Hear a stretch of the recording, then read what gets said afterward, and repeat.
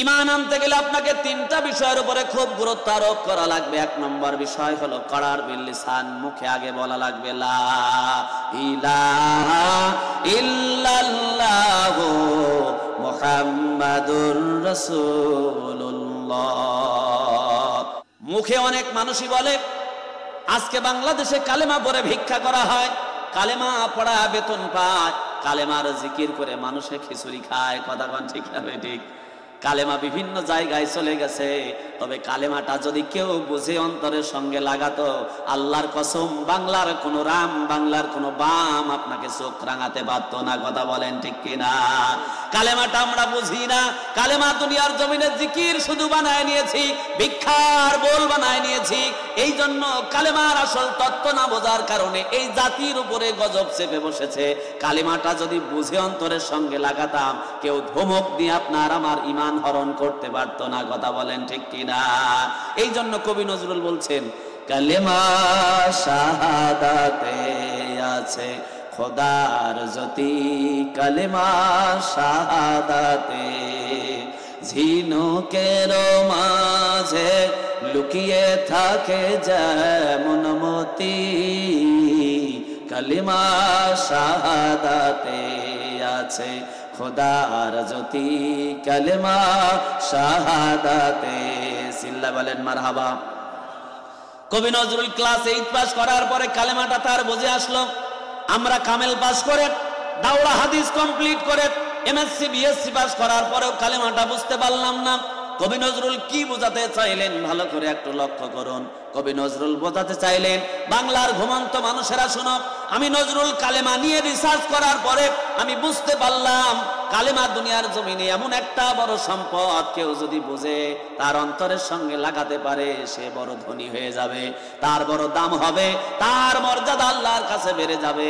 দুনিয়ার জমিনে নজরুল এই জন্য বোঝাতে চাইলেন, কেউ যদি দুনিয়ার জমিনে কালেমাটা এমনি করে কলিজার সঙ্গে লাগায়, ঝিনুক যেমন মুক্তার কদর বোঝে, মুক্তাটাকে আঁকড়ায় ধরে, সমুদ্রের তরঙ্গমালায় বড় বড় ঢেউ এসে যখন ঝিনুকটাকে আঘাত করতে থাকে, ঝিনুক কিন্তু তার মুক্তা ছেড়ে দেয় না। কথা কয় না? ছেড়ে দেয়? মুক্তা ছেড়ে দিয়ে কি ঝিনুক পালায় নাকি?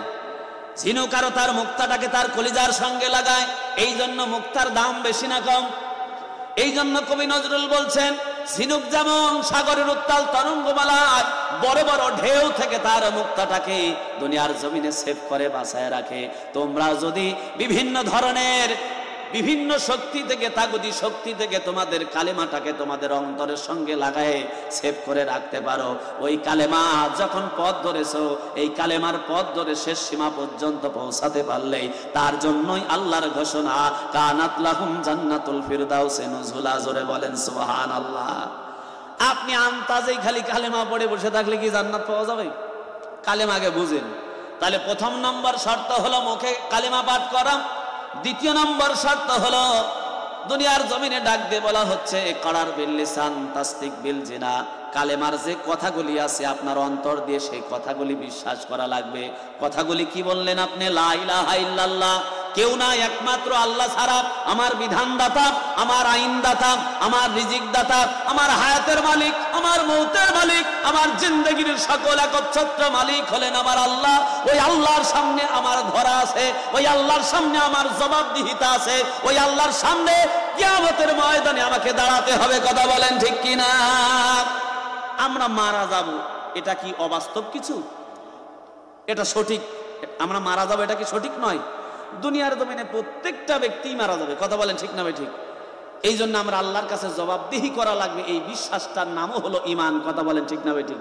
তাহলে আমাদের জাগতিক সকল কিছুর একত্রিত মালিক হলেন আল্লাহ, এটা অন্তর দিয়ে বিশ্বাস করা যে আল্লাহই বাঁচাতে পারে, আল্লাহই মারতে পারে, এটা কি আপনাদের বিশ্বাস হয়? কথা কয় না, বিশ্বাস হয়? ভালো করে লক্ষ্য করুন, আমার আম্মা জানের আলোচনা ভালো করে শুনুন। হযরত ইব্রাহিম আলাইহিস সালামের স্ত্রী আম্মা জান হাজরা আলাইহিস সালাম, ইব্রাহিম আলাইহিস সালামের দীর্ঘ 80 বছর পর্যন্ত আল্লাহ রাব্বুল আলামিন কোনো সন্তান দেন নাই। যখন সন্তান দিলেন না, আল্লাহর কাছে চাইলেন রব্বি হাবলি মিনাস সলিহিন। কার কাছে চাইলেন? আল্লাহর কাছে চাইলেন রব্বি হাবলি মিনাস সলিহিন। আর আমার বাংলার দেশের মানুষগুলি গরু নিয়া, ছাগল নিয়া, মহিষ নিয়া বাবার দরবারে মাজারের কাছে গিয়ে বলে, বাবা ছাগল নিয়ে আসছি, একটা বেটা দে। তোর কপালে ঝাঁটার বাড়ি। কথা কোন ঠিক না বেঠিক? বেটা দেওয়ার মালিক কে? জাতির পিতা ইব্রাহিম আলাইহিস সালাম চাইলেন আল্লাহর কাছে। কার কাছে? রব্বি হাবলি মিনাস সলিহিন, আল্লাহ একটা নেককার সন্তান দাও। আল্লাহ সুসংবাদ শোনালেন, গোলামিন হালিম। আল্লাহ সন্তান দিলেন 80 বছর প্লাস বয়সের পরে। ভালো করে লক্ষ্য করুন, যে জিনিসটা বোঝাতেছিলাম, আপনি যে কথাগুলি বলেছেন, আল্লাহ আমাকে বাঁচাতে পারে, আল্লাহ সাহায্য করবে, আল্লাহ মারবে, এই বিশ্বাসটা আপনার ভিতরে থাকলে আপনি দ্বিতীয় নম্বর কালেমার ধাপে আপনি উন্নত হতে পেরেছেন। দ্বিতীয় নম্বরটা হলো তাসদিক বিল জিনা, অন্তর দিয়ে বিশ্বাস করা। আম্মাজান হাজরা আলাইহিস সালামকে, ইব্রাহিম আলাইহিস সালামকে একটা সন্তান আল্লাহ রাব্বুল আলামিন দান করলেন। চুমু খান, কপালে ঠেকান, আদর করেন, যত্ন করেন, কিন্তু আল্লাহ রাব্বুল আলামিন ফয়সালা করে দিলেন, ইব্রাহিম বেশি আদর করা যাবে না। এখন আমার নির্দিষ্ট ফয়সালা হলো এই বাচ্চাটার হাজেরাকে সহ ওই মক্কার অদূর প্রান্তরে যেখানে কোনো মানুষ বসবাস করে না, সাফা এবং মারওয়ার মাঝখানে এই হাজেরা এবং শিশু ইসমাইলকে ওই জায়গায় রেখে আসা লাগবে। দুনিয়ার জমিনে স্ত্রীকে ডাক দিয়ে বললেন, স্ত্রী গাট্টি গুট্টি গোছাও, যাওয়া লাগবে। স্ত্রী দুনিয়ার জমিনে হযরত ইব্রাহিম আলাইহিস সালামের কথা মতো তার সমস্ত মাল সামানা, কিছু পানীয়, কিছু সামান্য খেজুর আর কিছু খাবার নিয়ে ওই সাফার মারওয়ার মাঝামাঝি জায়গায় চলে গেলেন। আম্মাজান হযরতে হাজরা আলাইহিস সালাম দুনিয়ার জমিনে তাকে রেখে আসতেছেন। এইটা যদি আমাদের মায়েরা হতো তাহলে বিপদ ছিল কি ছিল না? কথা কয় না? আপনি খালি বাড়ি থেকে বলবেন, এই সন্তর বাপের বাড়ি যাওয়া লাগবে, তাড়াতাড়ি রেডি হয়। রেডি হওয়ার সময় তাড়াতাড়ি হবে হয়তোবা, হওয়ার পরে আপনি বাপের বাড়ি নিয়ে বলতেছেন, আমি আর যতদিন না আসি তোর এই বাড়ি থেকে আর যাওয়া যাবে না। ছাড়িয়ে দেবে আপনারে? কথা কয় না? ছাড়িয়ে দেবে। প্রথম নম্বর প্রশ্ন করবে, আমারে কি জন্য রাখে যাচ্ছ সেইটাকে কও। কথা কয় না?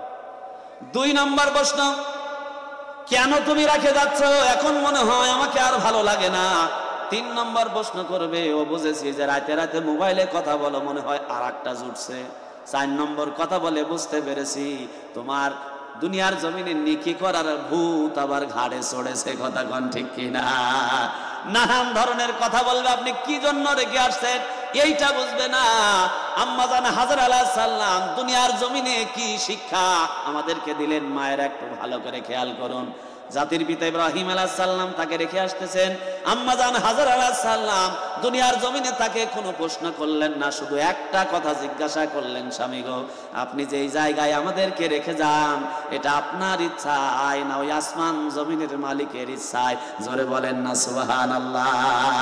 ও স্বামী, আমাদেরকে এই জায়গায় নির্জন মানুষ নাই দুনিয়ার জমিনে এই জায়গায় রেখে যান, এটা আপনার ইচ্ছায় না আল্লাহর ইচ্ছায়?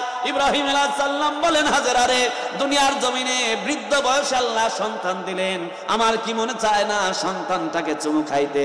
আমার কি মনে চায় না সন্তানটাকে আদর করতে? কিন্তু আমি পারলাম না। এই জায়গায় রেখে যাচ্ছে, সিদ্ধান্তটা আমার নয়, এই জায়গায় রেখে যাওয়ার সিদ্ধান্তটা দিয়েছেন স্বয়ং আসমান জমিনের মালিক আল্লাহ তাআলা। চিল্লায় বলেন না সুবহানাল্লাহ।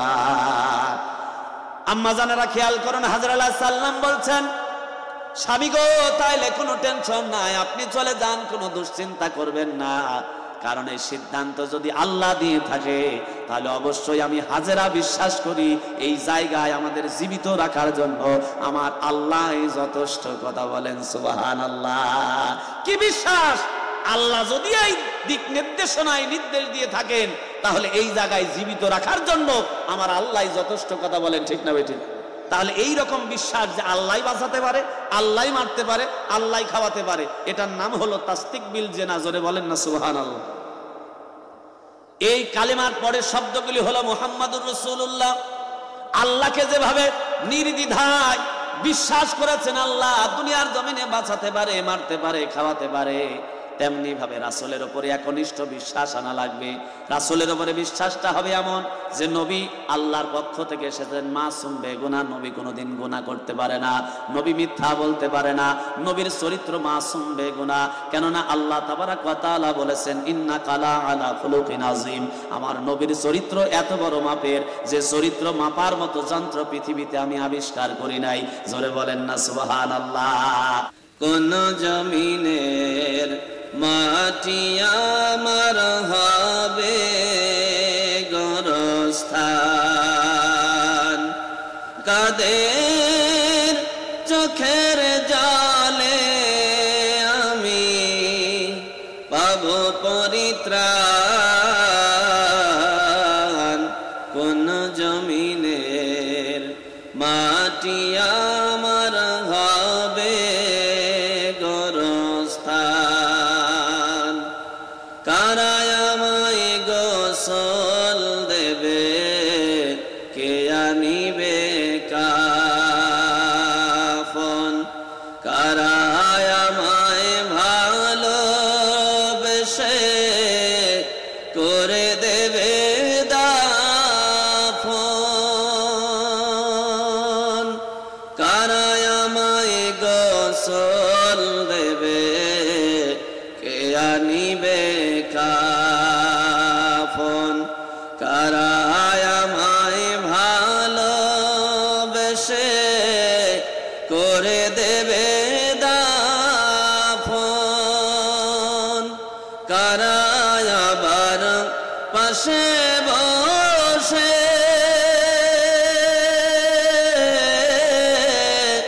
কারা আবার পাশে বসে পড়বে আল কোরআন,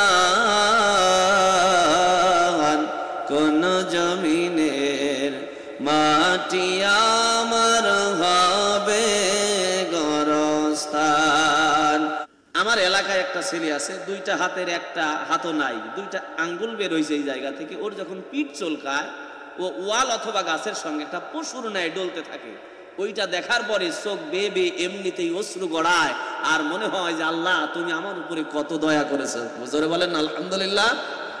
এই শুকরিয়ায় যদি জন্ম থেকে মৃত্যু পর্যন্ত করে যান, এই শুকরিয়া আদায় করে শেষ করা, কারণ আল্লাহ পাক বলছেন লাইন শাকারতুম লাযীদান্নাকুম ওয়া লাইন কাফারতুম ইন্না আযাবী লাশাদীদ।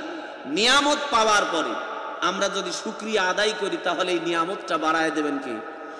তাহলে শারীরিক সুস্থতা মানুষের জন্য একটা বড় নিয়ামত। আজকে যিনি প্যারালাইজ হয়ে 1 মাস 2 বছর বিছানায় পড়ে আছে, ওনার কাছে যান, দেখেন 10টা মিনিটও কেউ ওনার কাছে বসে থাকতে চায় না। ওনার মনে চায় 4-5 জনের সঙ্গে বসে গল্প করবে, কিন্তু অসুস্থ মানুষের কাছে কেউই থাকতে চায় না। কথা বলেন ঠিক না বেঠিক?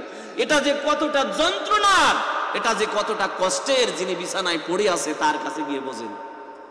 এই জন্য আমরা সেই মহান মনিবের দরবারে শুকরিয়া জ্ঞাপন করি। সকলে পড়ছি আলহামদুলিল্লাহ। দুরুদ ও সালাম বিশ্ব মানবতার মুক্তির দূত নবী মুহাম্মদুর রাসূলুল্লাহ, সকলেই পড়ছি সাল্লাল্লাহু আলাইহি ওয়াসাল্লাম। আমি পবিত্র কোরআনুল কারীমের সূরা আল ইমরানের 102 নম্বর আয়াতে কারিমা তেলাওয়াত করেছি। আমি এলোমেলো কোনো কথা বলি না, এটা আমার অভ্যাস নাই।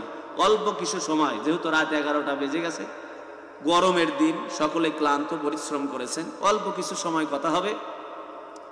তবে আজকে আলোচনার মূল বিষয়বস্তু হলো লা ইলাহা ইল্লাল্লাহ পড়লেই ওমাল মুসলমান হয় না। কথা হয় না? আপনি যা দেখতেছেন, মাথায় টুপি আছে, নামের আগায় মোহাম্মদ আছে, মোহাম্মদ তরিকুল ইসলাম, কিন্তু কাম করে সব ইসলামের বিরোধী। কথা বলে ঠিক না ঠিক? জনগণ এবং দেশ এবং অর্থ লুটপাটের জন্য মাঝে মাঝে ভেষধরের টুপি মাথায় দেয়, নির্বাচনের সময় আসরের নামাজ 4 বার হয়। কথা কন ঠিক না ঠিক? এই খোলস চেনার জন্য আজকে আয়াতে কারিমাটা মানে আমি আপনাদের জন্য ঠিক করেছি। এই আয়াতে কারিমাটার মধ্যে 4টা বিষয় আছে। 1 নম্বরে আছে ঈমান, 2 নম্বরে আছে হলো আল্লাহর ভয়, 3 নম্বরে আছে মৃত্যু, 4 নম্বরে মুসলমান। 4টা বিষয় সংক্ষিপ্ত হলেও আলোচনা শুনে বাড়ি যাওয়ার চেষ্টা করব। তবে ধারাবাহিকভাবে আমরা সকলেই জানি, এই যে আমার হাতে কোরআন দেখছেন, এই কোরআনটাকে এই পুস্তক আকারেই আল্লাহ তাবারাক ওয়া তাআলা ফেরেশতার মাধ্যমে সনাত করে নবীর উপরে নাজিল করে দিয়েছেন। সবাই বলেছে মনে বোঝে না আমার কথা। সুবহানাল্লাহ। আমি আপনাদের প্রশ্ন করছি, আপনারা বুঝেন নাই। আল্লাহ পাক কি এই পুস্তক আকারে এই কোরআনটা আল্লাহ রাসূলের উপরে ফেরেশতা দিয়ে সনাত করে নাজিল করে দিয়েছেন? আমি তো এই কথা বললাম, আপনারা বললেন ঠিক, বুঝলাম না। এই জন্যই তো বাঙালির এই দুর্দশা, ঠিকও ঠিক ব্যাঠিকও ঠিক। কথা কান ঠিক না বেঠিক? ভালো করে বুঝবে, না বলতে কথা বলবেন না। এই কোরআনটা আল্লাহ তাবারাক ওয়া তাআলা একদিনে পুস্তক আকারে আল্লাহ রাসূলের উপরে নাজিল করেন নাই। কথা বলেন ঠিক না ঠিক? আমার ভাইজানেরা লক্ষ্য করুন, নবী করিম সাল্লাল্লাহু আলাইহি ওয়াসাল্লামের উপরে আল্লাহ তাবারাক ওয়া তাআলা এই কোরআনটা পুস্তক আকারে একদিনে নাজিল করেন নাই, রাসূলের প্রয়োজনের তাগিদে দীর্ঘ 23 বছরে আল্লাহ রাব্বুল আলামিন কোরআনটা নাজিল করেছেন। ধারাবাহিকভাবে যখন যে বিষয়টা সামনে এসেছে সে বিষয়ের সমাধান হিসাবে আল্লাহ রাব্বুল আলামিন আসমান থেকে ফয়সালা করে দিয়েছেন। কথা বলেন ঠিক কিনা? এই ফয়সালার জন্য যে দিক নির্দেশনা দেওয়া হবে, যে সিলেবাস দেওয়া হবে, সেটা আসমান থেকে পাঠিয়েছেন কোরআন আকারে। তার নাম কি? কথা কয় না? আল্লাহ। তার নাম কি? যিনি এই কোরআনটাকে সিলেবাস আকারে রাসূলের উপরে পাঠালেন, দীর্ঘ 23 বছরে ধারাবাহিকভাবে প্রয়োজনের তাগিদে ওই আল্লাহ রাব্বুল আলামিন এই সূরা আলে ইমরানের 102 নম্বর আয়াতে কারিমা নাজিল করলেন। তবে লক্ষণীয় বিষয় হলো কোরআনের 114টা সূরা, এই 114টা সূরার প্রত্যেকটা শব্দ, প্রত্যেকটা আয়াত আল্লাহ রাব্বুল আলামিন কারণ ছাড়া নাজিল করলেন না। কোনো কারণ আছে? কারণ আছে না? একটা শব্দ, একটা আয়াত আল্লাহ রাব্বুল আলামিন কারণ ছাড়া নাজিল করেন না। প্রত্যেকটা সূরা, প্রত্যেকটা আয়াত যে বিষয়কে কেন্দ্র করে নাজিল হয়, এখানে যারা আলেম আছেন, যারা দুনিয়ার জমিনে কোরআনুল কারীম তেলাওয়াত করেন, তারা বুঝবেন কোরআন নাজিল যে ঘটনাকে কেন্দ্র করে হয়, যে আয়াতটা যে ঘটনাকে কেন্দ্র করে নাজিল হয়েছে, এটাকে বলে আয়াত নাজিলের প্রেক্ষাপট অথবা শানে নজুল। কথা বলেন ঠিক কিনা? তাহলে সূরা আল ইমরানের 102 নম্বর আয়াত আল্লাহ কোন কারণ ছাড়া নাজিল করে নাই। কারণ অবশ্যই আছে। দুনিয়ার জমিনে এই আয়াতটা নাজিল হলো তখন নবী করিম সাল্লাল্লাহু আলাইহি সাল্লামের উপরে মক্কায় অবস্থানকালে যে সূরাগুলি নাজিল হয় তাকে বলে মাক্কি সূরা, আর মদিনায় হিজরত করার পরে যে সূরাগুলি নাজিল হয়েছে তাকে বলে মাদানী সূরা। এর সূত্র অনুযায়ী আল্লাহ রাসূল যখন মক্কা থেকে মদিনায় হিজরত করেন, মদিনায় হিজরত করার পরে সূরা আলে ইমরান নাজিল হয়। জোরে বলেন না আলহামদুলিল্লাহ। আল্লাহ রাব্বুল আলামিন নাজিল করলেন ওই সময় মক্কা নগরীতে। আল্লাহ রাসূল থাকতে পারলেন না, নির্যাতন করে, নিষ্পেষণ করে তার জন্মভূমি মাতৃভূমি থেকে তাকে তাড়িয়ে দেওয়া হলো। দুনিয়ার জমিনে তার অপরাধ ছিল একটা। আল্লাহ তাবারাক ওয়া তাআলার হাবিব দুনিয়ার জমিনে ডাক দিয়ে বলেছেন, আনিবুদুল্লাহ, ইবাদত যদি করা লাগে আমার কওমের মানুষগুলি, আমার আত্মীয় স্বজনগুলি, তাহলে ইবাদত করা লাগবে একমাত্র আল্লাহর। কথা বলেন ঠিক কিনা? ডাক দিয়ে বললেন, তোমরা যে লাত মানত, দুর্গা, সরস্বতী, কেউ বা তুলসী গাছের পূজা, কেউ বা আগুনের পূজা করতেছো, এমনটি করা যাবে না।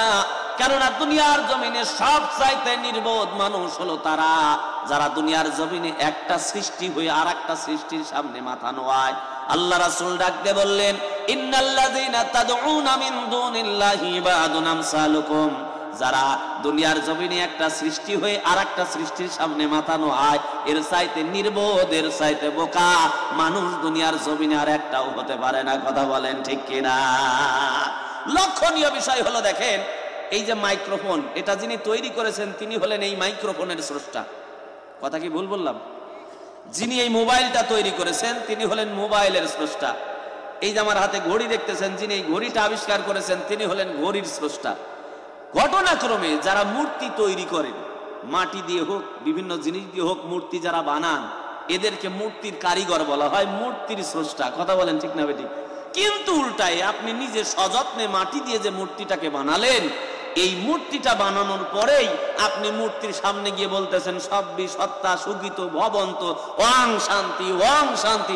আল্লাহ ডাক দিয়ে কয়, তোর সব অশান্তি। কথা কয় না? কারণ শান্তি হলো ইসলামের মধ্যে। শান্তি কোন জায়গায়? কারণ আল্লাহর কাছে মনোনীত ধর্ম হলো ইসলাম। ইন্নাদ-দীনা ইনদাল্লাহিল ইসলাম। ইসলাম ছাড়া কোন ধর্ম আল্লাহ তাবারাক ওয়া তাআলার কাছে গ্র্যান্টেড হবে না। কথা বলেন ঠিক না বেঠিক? সেই ইসলামকে বাদ দিয়ে তুমি মূর্তি পূজা করো আর বলো ওং শান্তি, ওং শান্তি। খালি মরে দেখো বাটাম ছাড়া কিছুই জুটবে না। কথা কোন ঠিক না বেঠিক? আমার বাজানরা লক্ষ্য করেন, নবী তাদেরকে এটা বোঝাতে চাইলেন, দুনিয়ার জমিনে তোমরা যার পূজা করতেছো সে তো নিজেরই উপকার করতে পারে না। গায়ে মাছি পরে দুনিয়ার জমিনে তাড়ানোর ক্ষমতা মূর্তির আছে নাকি? কথা কন আপনার আছে নাকি? আমি দুনিয়ার জমিনে লক্ষ্য করে দেখেছি, একটা মূর্তি তৈরি করেছে, আমাদের এলাকাতেই মূর্তির ঘর আছে, তৈরি করেছে 10টা হাত যে মূর্তিটার, ওই মূর্তিটার নাম কি? দুর্গা। এই দুর্গার 10টা হাত আমি দেখলাম, 2টা পা দেখলাম নিচে লাগানো, সবে মাত্র কাঁচা মাটি দিয়ে বানানো। কিন্তু আমি কাউকে কষ্ট দেওয়ার জন্য বলতেছি না। দুর্গার 10টা হাত আছে, 2টা পা আছে, কিন্তু এই দুর্গা ঠিক মতো দাঁড়াতে পারে না। লক্ষ্য করে দেখলাম দুর্গার এমন একটা জায়গায় বাঁশ দিয়ে ঠেকনি দেওয়া আছে, ওই জায়গার নাম বললে আমার অজু ভেঙে যাবে। কথা বলেন, তাইলে এই নিয়ে এত বড় একজন স্রষ্টা জনগণের উপকার করবে, যার 10টা হাত আছে, 2টা পা আছে, নিজেই ঠিক মতো দাঁড়াতে পারে না, ও আবার জনগণের উপকার করবে কি? কথা কয় না। নবী করিম সাল্লাল্লাহু আলাইহি সাল্লাম দাওয়াত দিলেন। ঘটনাক্রমে সেই সময়ের কথা বলছি, লক্ষ্য করুন। আল্লাহ রাসূলের কাছে একজন ব্যক্তি একটা ভাঙ্গা মূর্তি নিয়ে আসে হাজির। এই লোকটা এই মূর্তিটাকে সব সময় দুনিয়ার জমিনে আল্লাহ রাসূল বললেন, তুমি এই জায়গায় কেন এসেছো? বলি, ইয়া রাসূলুল্লাহ, মূর্তি পূজা বাদ দিয়ে একমাত্র আল্লাহ তাবারক ওয়া তাআলার ইবাদত করার জন্য আপনার সামনে হাজির হয়েছি। নবী ডাক দিয়ে বললেন, তোমার হাতে এখনো মূর্তি দেখতে পাই? বলে, মূর্তিটা এই জায়গায় নিয়ে আসছি শুধুমাত্র দেখানোর জন্য। আমি এই মূর্তিটাকে সুন্দর করে আতর গোলাপ মাখায়া, খুশবু মাখায়া আমার সঙ্গে রাখতাম, আর মনে মনে চিন্তা করতাম কখনো যদি কোনো সময় বিপদে পড়ি তাহলে আমার এই প্রভু আমাকে সাহায্য করবে, এটা আমার বাসনা ছিল। আমি তখন তাকে করে নিয়ে সঙ্গে চলি। হঠাৎ করে আমার যখন প্রাকৃতিক বেগ এসে গেছে, প্রসাব পায়খানার চাপ এসে গেছে, আমি চিন্তা করলাম প্রভুকে নিয়ে তো এই কাজ করা যাবে না, কারণ প্রভু একজন স্পেশাল পারসন। কথা বলেন ঠিক না বেঠিক? এই কাজ করা যাবে না। তাকে একটা গাছের সঙ্গে সুন্দর করে বসালাম যে প্রভু এই জায়গায় নিরিবিলি আরাম ফরমাক, আর আমি আমার কাজ সেরে আসি। আমি দূরে গিয়ে আমার হাজত সেরে আসলাম, প্রসাব পায়খানার কাজটা সেরে আসলাম। আসার পরেই লক্ষ্য করে দেখি গাছের তলায় যে প্রভুকে ঘুমিয়ে রেখেছিলাম, বসায় রেখেছিলাম, এই প্রভুটার গা দিয়ে টপে টপে পানি পড়তেছে। আমার আর বুঝতে বাকি থাকলো না, যেহেতু ঐশ্বরিক ব্যাপার, প্রভুর গায়ের পানি, এটা সাধারণ কোনো পানি হবে না, এটা বরকতি পানি হতে পারে। এই জন্য জিহ্বা দিয়ে চাটা শুরু করে দিলাম। জিহ্বা দিয়ে চাটতেই আমি চিন্তা করেছিলাম বরকতি পানি হবে, সুগন্ধিযুক্ত এবং সুস্বাদ, কিন্তু জিহ্বা দিয়ে চাটান দিতেই দেখি দুর্গন্ধ আর কেমন যেন খাসতে একটা বাসনা। আমার মনে পড়ে গেল এটা এরকম হওয়ার তো কথা নয়। সাইডেই তাকায় দেখি তখন একটা ডিওজি সাহেব দাঁড়ায় টপে টপে পড়তেছে। আমার বুঝতে বাকি থাকলো না যে আমার প্রভুরে গোসল করালো কে? ধরে বলেন ঠিক না বেঠিক? ইয়া রাসূলুল্লাহ, আমার সঙ্গে সঙ্গে মাথার চান্দিটা ঘুরে গেল। আমার মনে মনে চিন্তা হলো, আরে প্রভু আমাকে বাঁচাবি, কিন্তু দুনিয়ার জমিনে একটা কুকুর তোর গায়ে পেশাব করলো, তুই নিজেরে সেভ করতে পারলি না। মারা তো দূরের কথা, অন্তত পক্ষে বলা কি উচিত ছিল না, এই কুকুর আমি কিন্তু বড় ধরনের একটা খোদা, আমার গায়ে পেশাব করিস না। কথা বলেন, আমি কিন্তু বড় ধরনের একটা খোদা, আমার গায়ে পেশাব করিস না। এই বেটা এইটা বলার ক্ষমতা নাই। এরপরে আমি টেস্টিং করার জন্য মাথার উপরে তুলে আছাড় দিলাম, কারণ আপনি আর একজনের বাম সাইডে বসে আছে, একটা থাপ্পড় মানেন তো ওর গায়ে যদি জোর নাও থাকে, লাভ দুইটা আপনার কলার চাপে ধরবে। কথা খান ঠিক না ঠিক? আমি টেস্টিং করার জন্য দিলাম, যেটা আসলেই খুদা না খালি হোদা। মাথার উপরে তুললাম, আছাড় দিলাম, ঠ্যাং গেল, নাক গেল, কান গেল, কিন্তু কিছু বলার ক্ষমতা নাই। এই ভাঙ্গা মূর্তি নিয়ে আপনার সামনে হাজির হয়েছে এই কারণে, এটা খোদা নয়, এটা হলো হোদা। খামাখা এইটার পূজা করেছি এতদিন। আসলে দুনিয়ার জমিনে এই মাটির মূর্তি মানুষের খোদা হতে পারে না। খোদা তিনি আসমান জমিন তৈরি করেছেন যিনি। কথা বলেন ঠিক কিনা? এক্ষুনি পড়ায় দেন, আল্লাহ রাসূল ওই কথাটাই ডাকতে বললেন, ও আমার বংশের মানুষেরা, তোমরা যা করতেছো এটা আর করা যাবে না। এক্ষুনি কালেমা পড়ে মুসলমান হয়ে আল্লাহর দিকে প্রত্যাবর্তন করো।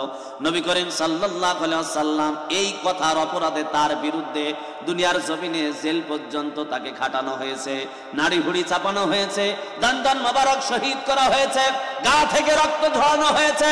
দুনিয়ার জমিনে নবী মুহাম্মদুর রাসূলুল্লাহকে কুপ্রস্তাব দেওয়া হয়েছে। আবু জাহেল ডাক দিয়ে বলে, মুহাম্মদ, দুনিয়ার জমিনে তুমি যা করতেছো এই কাবা ঘরের দায়িত্ব তোমারে দিয়ে দেব। ঘরের মধ্যে ঢুকে শুধুমাত্র জিকির করবে, খানা পিনার কোনো অভাব হবে না, যা চাও তাই দেব, কিন্তু রাজ্য নিয়ে, রাজনীতি নিয়ে, রাষ্ট্র নিয়ে তুমি মাথা ব্যথা তোমার যেন ঘামায়ও না, তাহলে দুনিয়ার জমিনে ভালো হবে না। আল্লাহ রাসূল আবু জাহেলের প্রস্তাব মতো কি কাবা ঘরে ঢুকে জিকির শুরু করে দিয়েছিলেন। আর নবী করিম সাল্লাল্লাহু আলাইহি ওয়াসাল্লাম বলছেন, দুনিয়ার জমিন তৈরি করেছেন আল্লাহ, এই জমিনে হুকুম চলবে তার। এই জন্য দুনিয়ার জমিনে আল্লাহর এই বিধান কায়েম করার জন্যই আল্লাহ তাবারক ওয়া তাআলা যুগে যুগে আদম থেকে মুহাম্মদুর রাসূলুল্লাহ পর্যন্ত আল্লাহ তাবারক ওয়া তাআলা নবী পাঠিয়েছেন। এটা শুধুমাত্র জিকির করার জন্য দিন আসে নাই, দিন এসেছে দুনিয়ার জমিনে আল্লাহর বিধান কায়েমের জন্য। কথা বলেন ঠিক কিনা? সঙ্গে সঙ্গে নবী মুহাম্মদুর রাসূলুল্লাহর পিছনে শত্রু লেগে গেছে, নবীকে মারার ষড়যন্ত্র পর্যন্ত করা হয়েছে। আল্লাহ পাক তাকে আদেশ দিলেন মক্কা ছেড়ে মদিনায় হিজরত করেন। নবী করিম সাল্লাল্লাহু আলাইহি সাল্লাম মদিনায় গেলেন। মদিনায় যাওয়ার পরে নবী করিম সাল্লাল্লাহু আলাইহি সাল্লাম একটা রাষ্ট্র গঠন করলেন। এই রাষ্ট্রটার আগের নাম ছিল ইয়াসরিব, পরবর্তীতে নাম হয় মদিনা মুনাওয়ারা। কথা বলেন ঠিক কিনা? এই রাষ্ট্রের প্রধানমন্ত্রী হলেন নবী মুহাম্মদুর, আপনারা কি ওয়াজ বুঝতেছেন? এই রাষ্ট্রের প্রধানমন্ত্রী হলেন নবী মুহাম্মদুর রাসূলুল্লাহ সাল্লাল্লাহু আলাইহি ওয়াসাল্লাম। আর আজকে যে নবীর উত্তরসূরি আমরা, এই নবীর সবচাইতে দামি ওয়ারিস হলো আলেমরা। কথা বলেন ঠিক কিনা? আল্লাহ রাসূল বলছেন আল উলামা ওয়ারাসাতুল আম্বিয়া, দুনিয়ার জমিনে আমার ওয়ারিসদের মধ্যে এক নম্বর ক্যাটাগরিতে থাকবে হলো আলেমরা। আর আজকে কিছু কিছু গণতন্ত্রবাদী, কিছু কিছু ধর্মনিরপেক্ষবাদীরা ডাক দিয়ে বলে হুজুররা আবার রাজনীতি কেন করবে? ভাই কথা হয় না, বোঝেন নাই আপনারা? আল্লাহ রাসূল যদি রাষ্ট্রপ্রধান হতে পারে আর তার যোগ্য ওয়ারিস হলো আলেমরা, আলেমরা কি রাষ্ট্রপ্রধান হতে পারে না? কথায় কথায় আমরা বলে থাকি হুজুররা কেন আবার রাজনীতি করবে? হুজুরদের কাজ হলো মসজিদে নামাজ পড়ানো, হুজুরদের কাজ হলো আরেক বাড়িতে দোয়া করানো, হুজুররা মসজিদের মধ্যে থাকবে, জিকির আজগার করবে, এটাই হুজুরদের কাজ। কারণ অনেক মানুষই এই ধারণা করে থাকে আসলে হুজুরদের কাজ খালি মসজিদের জায়নামাজে দাঁড়িয়ে নামাজ পড়ানো নয়, হুজুরদের কাজই হলো রাষ্ট্রের চেয়ারে বসে রাষ্ট্র পরিচালনা করা। কারণ এটাই সর্বাধিকার যোগ্য আলেমদেরই। কথা বলেন ঠিক কিনা? নবী মুহাম্মদুর রাসূলুল্লাহ রাষ্ট্রের প্রধানমন্ত্রী হলে এই যোগ্যতায়, এই জায়গায় সবার আগে যিনারা আসবেন তারা হলো আলেম সম্প্রদায়। কথা বলেন ঠিক কিনা? আর কথায় কথায় আপনি হুজুরদেরকে মাইনাস করে বলেন আরে মোল্লাদ্দর মসজিদ পর্যন্ত। কথা কয় না? আপনাদের এলাকায় মনে এটা বলে না, বলে মোল্লাদ্দর মসজিদ পর্যন্ত। মোল্লাদ্দর কি মসজিদ পর্যন্ত? কোনোদিনও নয়। মোল্লাদ্দরই হলো জান্নাত পর্যন্ত। কথা বলেন ঠিক না? বেঠিক? মোল্লা দুনিয়াতে ভালো কাজ করে জান্নাত পর্যন্ত যাবে, মসজিদ পর্যন্ত খালি মোল্লাদ্দর নয়। মোল্লাদ্দর যে একেবারে মসজিদ পর্যন্ত নয়, এটার জন্য একটা গল্প শোনাই আপনাদেরকে, শুনেন। এক রাজা দুনিয়ার জমিনে ইচ্ছা পোষণ করেছে যে আমাকে যে নতুন গল্প শোনাতে পারবে আমি তারে অর্ধেক রাজ্য দিয়ে দেবো। এখন উজির বাটপারে বলতেছে রাজা মশাই আপনার মাথাটা কি খারাপ হলো? রাতে কি বোতল দুইটা বেশি মারা হয়েছে? বলতেছে আরে পাগলা না। বলতেছে যে সেই তো আসে নতুন গল্প শোনায় অর্ধেক রাজ্য নিয়ে যাবে। বলতেছে আরে পাগলা এই জন্যই তো আমি রাজা তুই উজির। কয় মাথায় ঢুকলো না। বলতেছে আমার ইচ্ছা পোষণ হয়েছে আমি নতুন গল্প শুনবো। এখন যে আমাকে নতুন গল্প শোনাবে আমি মজা মেরে শুনবো, তৃপ্তি নিব, আমার চাহিদা মেটাবো। মেটানোর পরে রাজ্যে যাতে না দেওয়া লাগে এই জন্য বলবো আরে ঘোড়ার ডিম এতক্ষণ যা শোনালে এত আমি জানি কি সিটার দেখে, মানে এতক্ষণ যা শুনলে মন মতন শুনবে, শোনার পরে বলবে এ তো আমি জানি। ঘটনাক্রমে চারিদিকে আপনাদের এই কি বলে বেলপুকুর থানার চারিদিকে মাইকিং করা হয়ে গেছে। আপনাদের এলাকায় এমন লোক কি নাই যে সকালবেলা চাষটলে গিয়ে ওর গল্পের চোটে আর অন্য কোনো লোক কথা বলতে পারে না? আছে না? এরকম গল্পবিদ আছে না? আছে। মনে করেন ওই রাষ্ট্রে এইরকম বড় বড় 5 জন গল্পবিদ চলে গেছে রাজাকে গল্প শোনাবে। রাজার তো আগেই বুদ্ধি আটা আছে, রাজ্য যাতে না দেওয়া লাগে মন মতন এই লোকগুলি সুন্দর করে গল্প শোনাচ্ছে, নতুন নতুন গল্প। শোনার পরে রাজা বলতেছে বাপু লাভ হইলো না, এটা আমার আগে থেকেই জানা আছে। মেজাজটা কিরকম খারাপ হয়। 5 জনই শুনে বাড়ির দিকে রওনা দিচ্ছে, মন মেজাজ ভালো না, আসলেই কামিয়াব হতে পারে নাই, সাকসেস হতে পারে নাই মিশনে। এই জন্য তারা রাগান্বিত। রাস্তায় ইমাম সাহেবের সঙ্গে দেখা, এই জায়গায় তো খেলা। কার সাথে? ইমাম সাহেব, ওই যে মোল্লা। ইমাম সাহেব সালাম দিচ্ছে, আসসালামু আলাইকুম ওয়া রাহমাতুল্লাহ। চাচারা কই গেছিলেন? বলতেছে বাপু আর বলে না, মেজাজ বড় খারাপ আছে। রাজার দরবারে গিয়েছিলাম নতুন গল্প শোনানোর জন্য।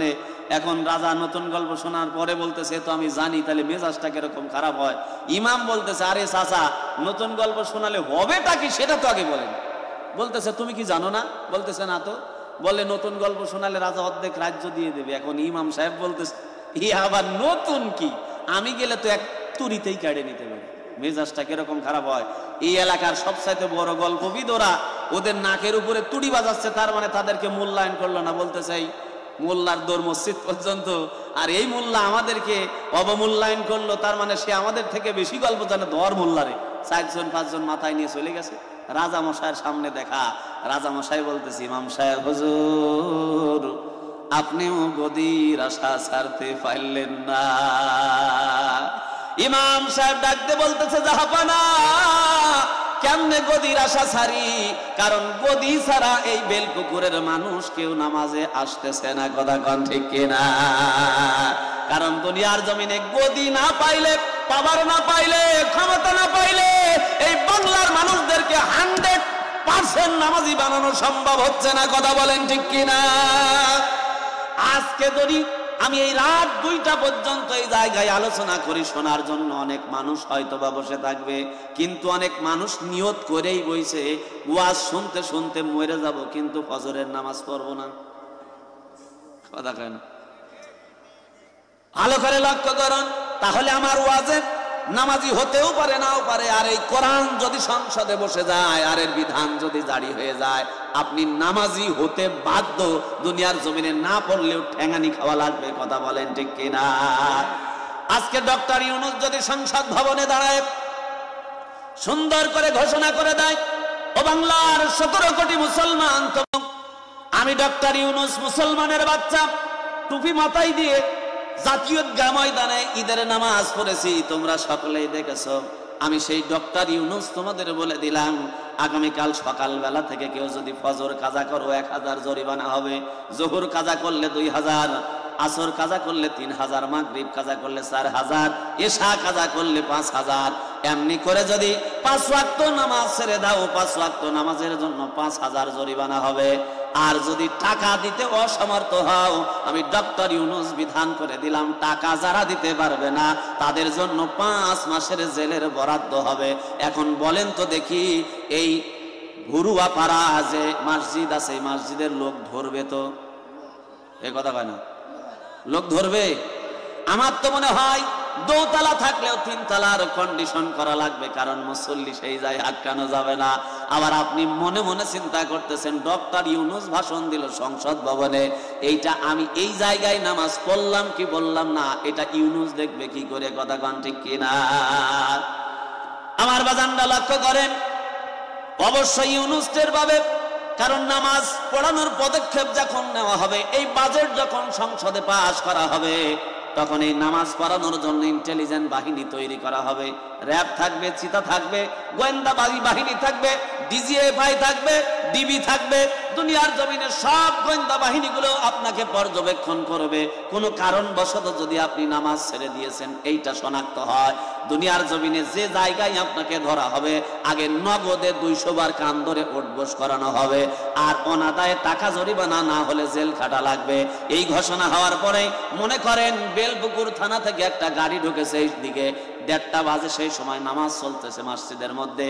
হঠাৎ করে হাত কাটা শান্ত বেড়ি টানতে টানতে মসজিদের কিনার দিয়ে যায়, ফু মারতেছে আকাশের দিকে। হঠাৎ করে পুলিশের গাড়ির হুইসিল, কিসের বেড়ি রে? হাত কাটা শান্ত, ডাইরেক্ট ডান দিকে ফেলে দিয়ে গুরুয়াপাড়া মসজিদ কোন জায়গায় রে দিছে একটা দৌড়, গিয়ে সে একেবারেই নিয়তে দাঁড়ে, আল্লাহু আকবার। ওযু আছে? কথা কয় না? ওযু আছে? এখন বেড়ি ফেলে দিয়ে এই নামাজে দাঁড়াইছে কি জন্য জানেন? কিছুক্ষণের মধ্যে গাড়ি এসে যদি দেখো রাস্তায় বেড়ি টানে নামাজের সময়, তাহলে নগদে 200 বার কান ধরে উঠবোস, আর না হলে জরিমানা, না হলে জেলখানা। ঠেলার নাম কি বলেন তো দেখি? তাহলে ভালো করে লক্ষ্য করুন, বাংলাদেশে পর্যন্ত যত নেতা এসেছে, এই নেতাগুলি শুধুমাত্র দেখেছি যারা ক্ষমতার চেয়ারে বসেছে, এই নেতাগুলি দেখেছি ভোটের সময় টুপি মাথায় দিয়ে মানুষের সামনে গিয়ে ছদ্মবেশ ইমানদার সেজে মানুষদের কাছে ভোট ভিক্ষা করার পরে আবার মাথার টুপি ফেলে দিয়েছে। কথা বলেন ঠিক কিনা? এদেরকে বলে ধর্ম ব্যবসায়ী। আর আলেমদেরকে আপনারা ধর্ম ব্যবসায়ী বলেন, আলেমরা ধর্ম ব্যবসা করে না, আলেমরা ধর্মের কথা বলে। কথা বলেন ঠিক না বেঠিক? ধর্মের ব্যবসায়ী তো তারাই যারা ইলেকশন আসার পরে তসবিহ হাতে নাই। ধর্মের ব্যবসায়ী তো তারাই যারা ইলেকশন আসার পরে পাঞ্জাবি টুপি পরে মানুষদেরকে ধোঁকা দেয়। কথা বলেন ঠিক না বেঠিক? আপনি ভালো করে লক্ষ্য করবেন, পাহাড়ের নিচ থেকে যদি আপনি পানি সেচতে থাকেন, একটা বালতি নিয়ে পানি সেচতেছেন, কিন্তু পাহাড়ের উপরে পানি তুলতে আপনি সমর্থ হবেন না। পারবেন কি আপনি? আপনার ঘাম ঝরতে থাকবে, রক্ত শুকায় যাবে, তথাপি পানি তুলতে পারবেন না। কিন্তু আপনি এক বালতি পানি নিয়ে যদি পাহাড়ের চূড়ায় চলে যান, আর ওই জায়গা থেকে যদি পানিটা ঢেলে দেন, আপনি পাহাড়ের চূড়া থেকে পাহাড়ের একেবারে নিচে পানিটা গড়ায় পড়বে। কথা বলেন ঠিক কিনা? কারণ পানির খাসিয়ত হলো উপর থেকে নিচে, কথা বলেন, উপর থেকে নিচে আসা। এটা হলো পানির খাসি, উপর থেকে নিচে আসা সহজ, উপর থেকে নিচে আসা কি সহজ, নিচ থেকে উপরে ওঠা কঠিন।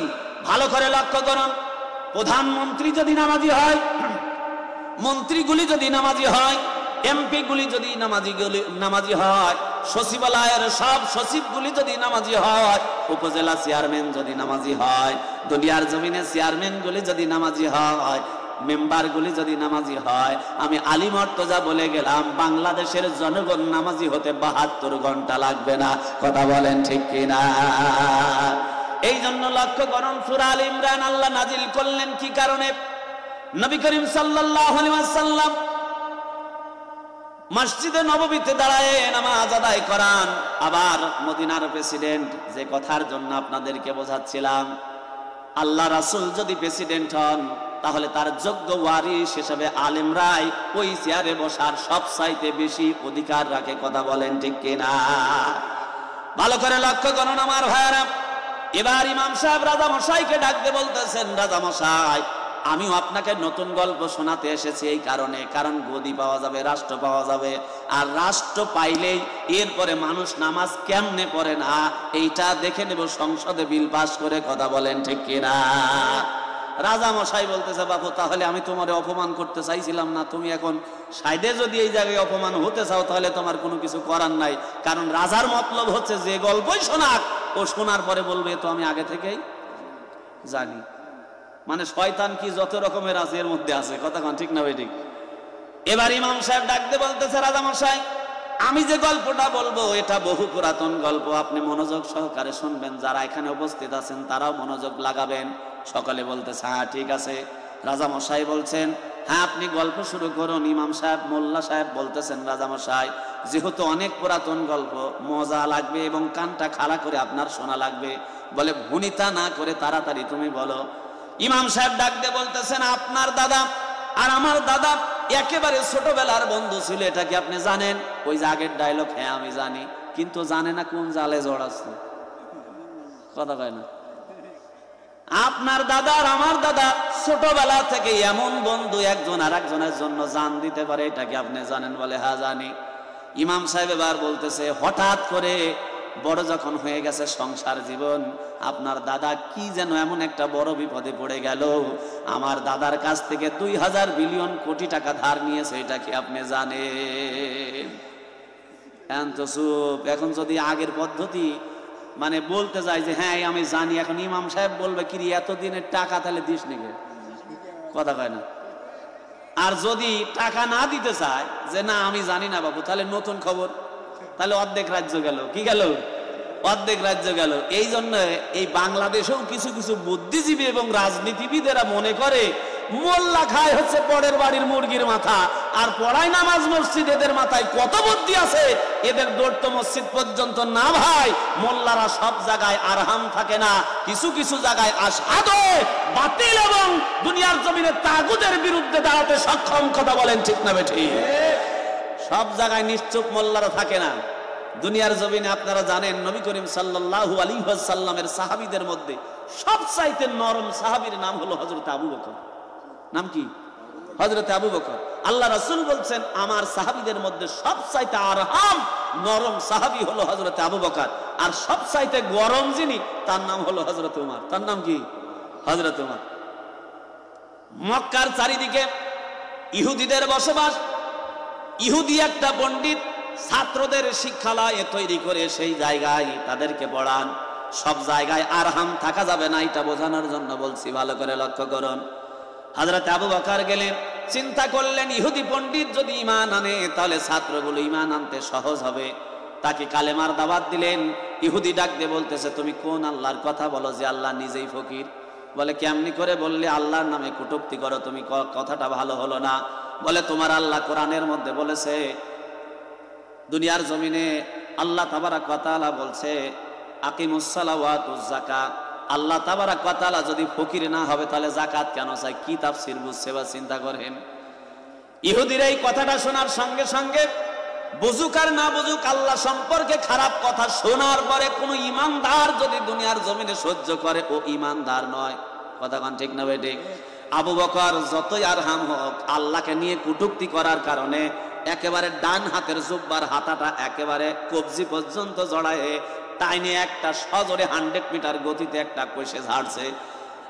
ইহুদি গালের উপরে ধরে তার 5টা আঙ্গুলি বসে গেছে। ইহুদি চিন্তা করতেছে, মুহাম্মাদুর রাসূলুল্লাহ সাল্লাল্লাহু আলাইহি ওয়াসাল্লামের ডান হাত আবু বকর আমাকে মেরেছে, বিচারটা দিব কার কাছে? আল্লাহর রাসূলের কাছে গিয়ে বলছে, মুহাম্মদ, আবু বকর আমার গালের উপরে থাপড় দিয়ে কি করেছে একটু লক্ষ্য করে দেখো। আল্লাহ রাসূল বলতেছেন, ভাই ইহুদি রে, তোমার মনে হয় ব্যক্তি আইডেন্টিফাই করতে তোমার একটু ভুল হয়েছে। এই মারামারি, কাটাকাটি, গড্ডান ওড়ানো এইসব কাম আমার আবু বকর করে না। আমার মনে হয় তোমারে থাপ্পড়টা মেরেছে ওমর, তোমার মানুষ চিনতে ভুল হয়েছে। কথা বলেন সুবহানাল্লাহ।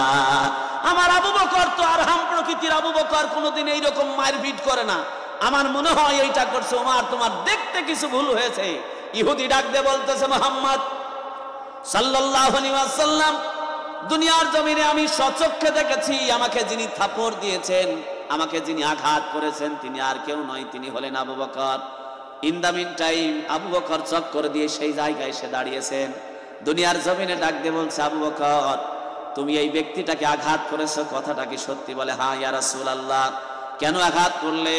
হযরতে আবু বকর বলছেন, এরা মক্কা নগরীর চারিদিকে ব্যবসা বাণিজ্য করে, আমরা কি বাধা দিয়েছি? কয় না। এরা বিশাল বিশাল পাঠশালা করেছে, আমরা কি বাধা দিয়েছি? বলে না। আমরাও বাংলাদেশে যারা নিরীহ আলেম ওলামা, দুনিয়ার জমিনে আমরা পদ্মার টাকা হাজার হাজার কোটি টাকা আপনারা মেরে খেয়েছেন, তারপরেও আমরা কোনো কথা বলি না। একটা বালিশ তুলতে 10,000 লাগালেন, তারপরেও কিন্তু কিছু বলি নাই।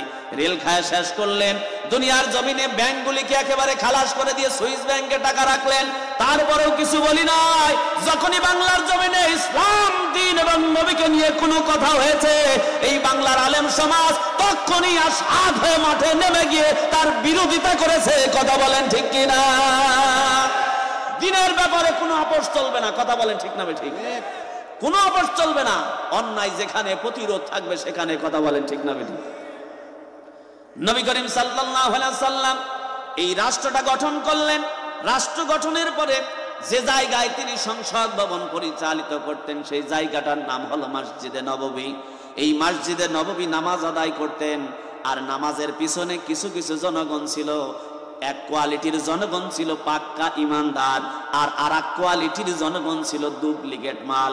জব্বা টুপি ঠিক আছে, মাগার ভিতরে মুসলমানিত্ব নাই। কথা বলেন ঠিক কিনা? ভালো করে লক্ষ্য করুন, এই আয়াতটা আল্লাহ পাক তখন নাজিল করলেন। কিছু কিছু ইমানদার আল্লাহ রাসূলের কথাকে বুকের মধ্যে ধারণ করে তৎক্ষণাৎ তার এই কথার উপরে এই জমিনে আল্লাহর কোরআন বাস্তবায়ন করার জন্য জীবন দিতে প্রস্তুত। আবার কিছু কিছু প্লেয়ার আল্লাহ রাসূলের কথা শোনার পরে কোরআন পৃথিবীতে বাস্তবায়িত হোক, তারা এটা চাইতো না। এদের সর্বোত্তম চরিত্র যেটা ছিল, তার নাম হলো আব্দুল্লাহ ইবনে উবাই ইবনে সুলুল। কথা বলেন ঠিক কিনা?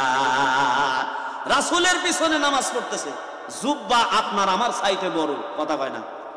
টুপি আপনার আমার চাইতে বড়। খালি টুপি লাগাই নাই, টুপির উপরে আর একটা পাগড়ি লাগিয়েছে, আর সুদর্শন যুবকের মতো, ইমানদারের মতো একেবারে পিছনে দাঁড়িয়ে গেছে। কিন্তু এই আব্দুল্লাহ ইবনে উবাই ইবনে সুলুল রাসূলের কাছে কালেমা পড়লেও, মাথায় টুপি দিলেও, জুব্বা পড়লেও, দুনিয়ার জমিনে তার ভিতরে ছিল নেফাকি। আল্লাহর জমিনে আল্লাহর কোরআন দিয়ে রাষ্ট্র চলুক, এটা আব্দুল্লাহ ইবনে উবাই চাইতো না। এই জন্য মুনাফিকের সর্দার হয়েছে। কথা বলেন ঠিক না বেঠিক? ভালো করে লক্ষ্য করুন, আজকে বাংলার জমিনে আমরা অনেক মানুষ আছি যারা মুহাম্মদ লেখি নামের আগায় আমরা মুসলমান নিজেকে দাবি করি, কিন্তু এখনো ধর্ম নিরপেক্ষ মতবাদ রাজনীতির মধ্য থেকে বাদ দিতে পারি নাই। কথা বলেন ঠিক কিনা? আজকেও বাংলাদেশে যারা যাদের গঠনতন্ত্রের মধ্যে ধর্ম নিরপেক্ষ মতবাদ নিয়ে রাজনীতি করে, দুনিয়ার জমিনে যার রাজনীতির মধ্যে ধর্মের স্থান নাই, ও দুনিয়ার জমিনে আল্লাহর বান্দা ইমানদার হতে পারে না। ও টাটকা মুনাফিক, টাটকা মুনাফিক, আব্দুল্লাহ ইবনে উবাইয়ের বংশধর। কথা বলেন ঠিক কিনা? টাটকা কথা। দুনিয়ার জমিনে ভালো করে শুনে নেন, আমি আলী মুর্তজা বলতেছি না। আপনি নামাজ পড়েন, হজ করেন, রোজা করেন, সব করেন, ঠিক আছে, কিন্তু আপনি যদি শুধু একটা জিনিস না চান যে আল্লাহর কোরআন দিয়ে রাষ্ট্র চলুক, যদি না চান, আল্লাহর কোরআন বলছে আদাল্লাহ আমালাহুম, আমি তোর সব ইবাদতগুলিকে গাঁটটি বেঁধে জাহান্নামে তোকে সুদ্ধা পাঠায় দেবো। জোরে কর না নাউজুবিল্লাহ। তাহলে লাভটা কি হলো? আমরা লক্ষ্য করে দেখি বাংলাদেশে অনেক রাজনৈতিক দল থাকতে পারে, যে যে দল করেন করেন, সমস্যা নাই, তবে আমাদের প্রথম পরিচয় হলো আমরা মুসলমান। কথা বলেন ঠিক কিনা? আমাদের রাজনীতি করা লাগবে আমাদের ঈমান, আমাদের মুসলমানিত্ব ঠিক রাখার পরে। এমন কিছু করা যাবে না যেটার কারণে আমার মুসলমানিত্ব নষ্ট হয়ে যায়, ঈমান নষ্ট হয়ে যায়, এমন কিছু করা যাবে না। আমার আমল নষ্ট হয়ে যায়, এমন কিছু করা যাবে না। আমার রাজনীতির মধ্যেও আমার ধর্মটাকে প্রাধান্য দেওয়া লাগবে। কথা বলেন ঠিক কিনা? আমার রাজনীতিও করা লাগবে, রাষ্ট্র শাসন ব্যবস্থাও আমাদের কায়েম করতে হবে একমাত্র আল্লাহর সন্তুষ্টির জন্য। কথা বলেন ঠিক না বেঠিক? আমি যা করব, আল্লাহ পাক বলছেন কুল ইন্না সলাতি ওয়া নুসুকি ওয়া মাহইয়ায়া ওয়া মামাতি লিল্লাহি রাব্বিল আলামিন। তুমি যা করো, রাজনীতি করো আর যাই করো, এটা করা লাগবে কাকে খুশি করার জন্য? জোরে বলেন, কাকে খুশি করার জন্য?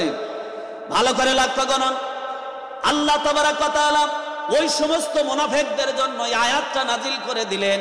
আয়াতের শুরু কথাটা আবার একটু আপনারা সকলেই তেলাওয়াত করেন। আল্লাহ রাব্বুল আলামিন বললেন, ইয়া আইয়ুহাল্লাযীনা আমানুত্তাকুল্লাহ হাক্কা তুকাতিহি ওয়া লা তামুতুন্না ইল্লা ওয়া আনতুম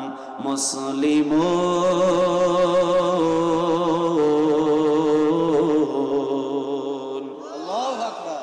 সরল অনুবাদটা শুনেন। আল্লাহ পাক বলছেন, ইয়া আইয়ুহাল্লাযীনা আমানু, ওহে যারা কালেমা আরো করে স্বীকারোক্তি প্রদান করেছো, তাদেরকে ডাক দিচ্ছেন, শোনো তোমরা, তোমাদেরকে বলছি, যারা মুখে বলেছো লা ইলাহা ইল্লাল্লাহ মুহাম্মাদুর রাসূলুল্লাহ, ওই সমস্ত প্লেয়ারদেরকে আল্লাহ ডাক দিয়ে বললেন, শোনো, ওয়াত্তাকুল্লাহ, আমি আল্লাহকে ভয় করো, হাক্কা তুকাতিহি, ভয় করার মতো ভয় করো, ওয়ালা তামুতুন্না, খবরদার ততক্ষণ পর্যন্ত মৃত্যুবরণ করবে না, ইল্লা ওয়া আনতুম মুসলিমুন, যতক্ষণ মুসলমান না হও ততক্ষণ কবরে আসো না। মুসলমান না হয়ে কবরে আসলে পিঠের চামড়া থাকবে না। কথা বলেন ঠিক কিনা?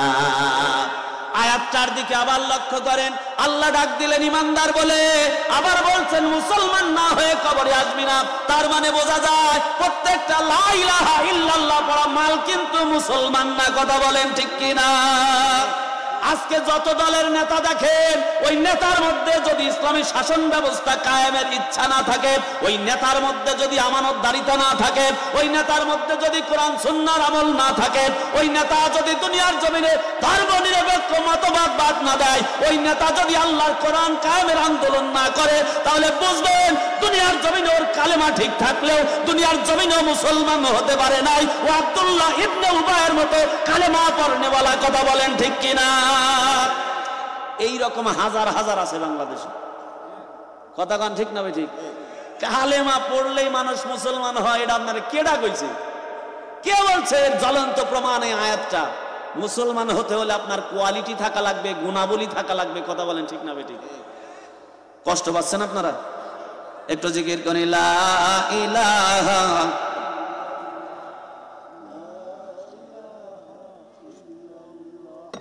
সুবহানাল্লাহ আলহামদুলিল্লাহ ইল্লাল্লাহ লা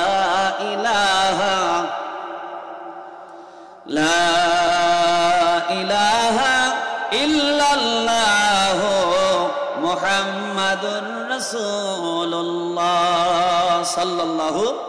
তাহলে এই আয়াতটা নাজিলের মূল কারণ হলো শব্দবেশী খোলসধারী যেসব মুসলমান আছে, এইগুলিকে বাঁটাম দেওয়ার উদ্দেশ্যে আল্লাহ এই আয়াতটা নাজিল করেছে। কথা কন ঠিক না বেটি? খালি খোলস পরে তসবিহ হাতে দিয়ে মাথায় টুপি দিয়ে ভণ্ডামি করে অনেক চলেছো ভোট কামায়ের ধান্দায়, মানুষকে ধোঁকা দেওয়ার জন্য। ওয়াত্তাকুল্লাহ, শয়তানি মেলা করেছে, এখন আল্লাহরে ভয় কর। কথা কয় না, শয়তানি তো অনেক হয়েছে। ওয়াত্তাকুল্লাহ, আল্লাহরে ভয় কর, ভয় করে ফিরে আয়, মুসলমান হওয়া। আর মুসলমান না হয়ে যে কবরস্থান কোন দিকে? এইবারে মুসলমান না হয়ে কবরে গেলে পিটুনি আছে না নাই? আরে কি পিটুনি, খালি কবরে ঢুকে দেখবেন শব্দ হবে মায়ের রক্ষে মায়ের, চোখে মুখে মায়ের, যে কোনো জায়গাটাই বাছাই করা হবে না। কথা কন ঠিক না বেটি? খালি ঢুকে দেখেন। এই জন্য আমরা আজকে প্রকৃত মুসলমান হয়ে কবরে যাওয়ার চেষ্টা করব। মুসলমান কাকে বলে এটা শুনবো। তবে প্রথম আয়াত থেকে, প্রথম শব্দ থেকে শুরু করি। আল্লাহ পাক ডাক দিলেন, ইয়া আইয়ুহাল্লাযিনা আমানু, ওহে ঈমানদারেরা। এখন ঈমানদার হলো তারা যারা কালেমার উপরে স্বীকারোক্তি প্রদান করে। পরিপূর্ণ ঈমানদার হতে গেলে আপনাকে কয়েকটা বিষয় খুব ভালোভাবে, লক্ষণীয়ভাবে আপনাকে খেয়াল রাখা লাগবে। এক নম্বর বিষয় ভালো করে শুনেন, ঈমান আনতে গেলে আপনাকে তিনটা বিষয়ের উপরে খুব গুরুত্ব আরোপ করা লাগবে। এক নম্বর বিষয় হলো করার বিল লিসান, মুখে আগে বলা লাগবে লা ইলাহা ইল্লাল্লাহু মুহাম্মাদুর রাসূলুল্লাহ। এটা আপনি মুখে বললেন, এখনই কি আপনি পরিপূর্ণ ঈমানদার হয়ে গেছেন? এখনো দুইটা বাকি আছে।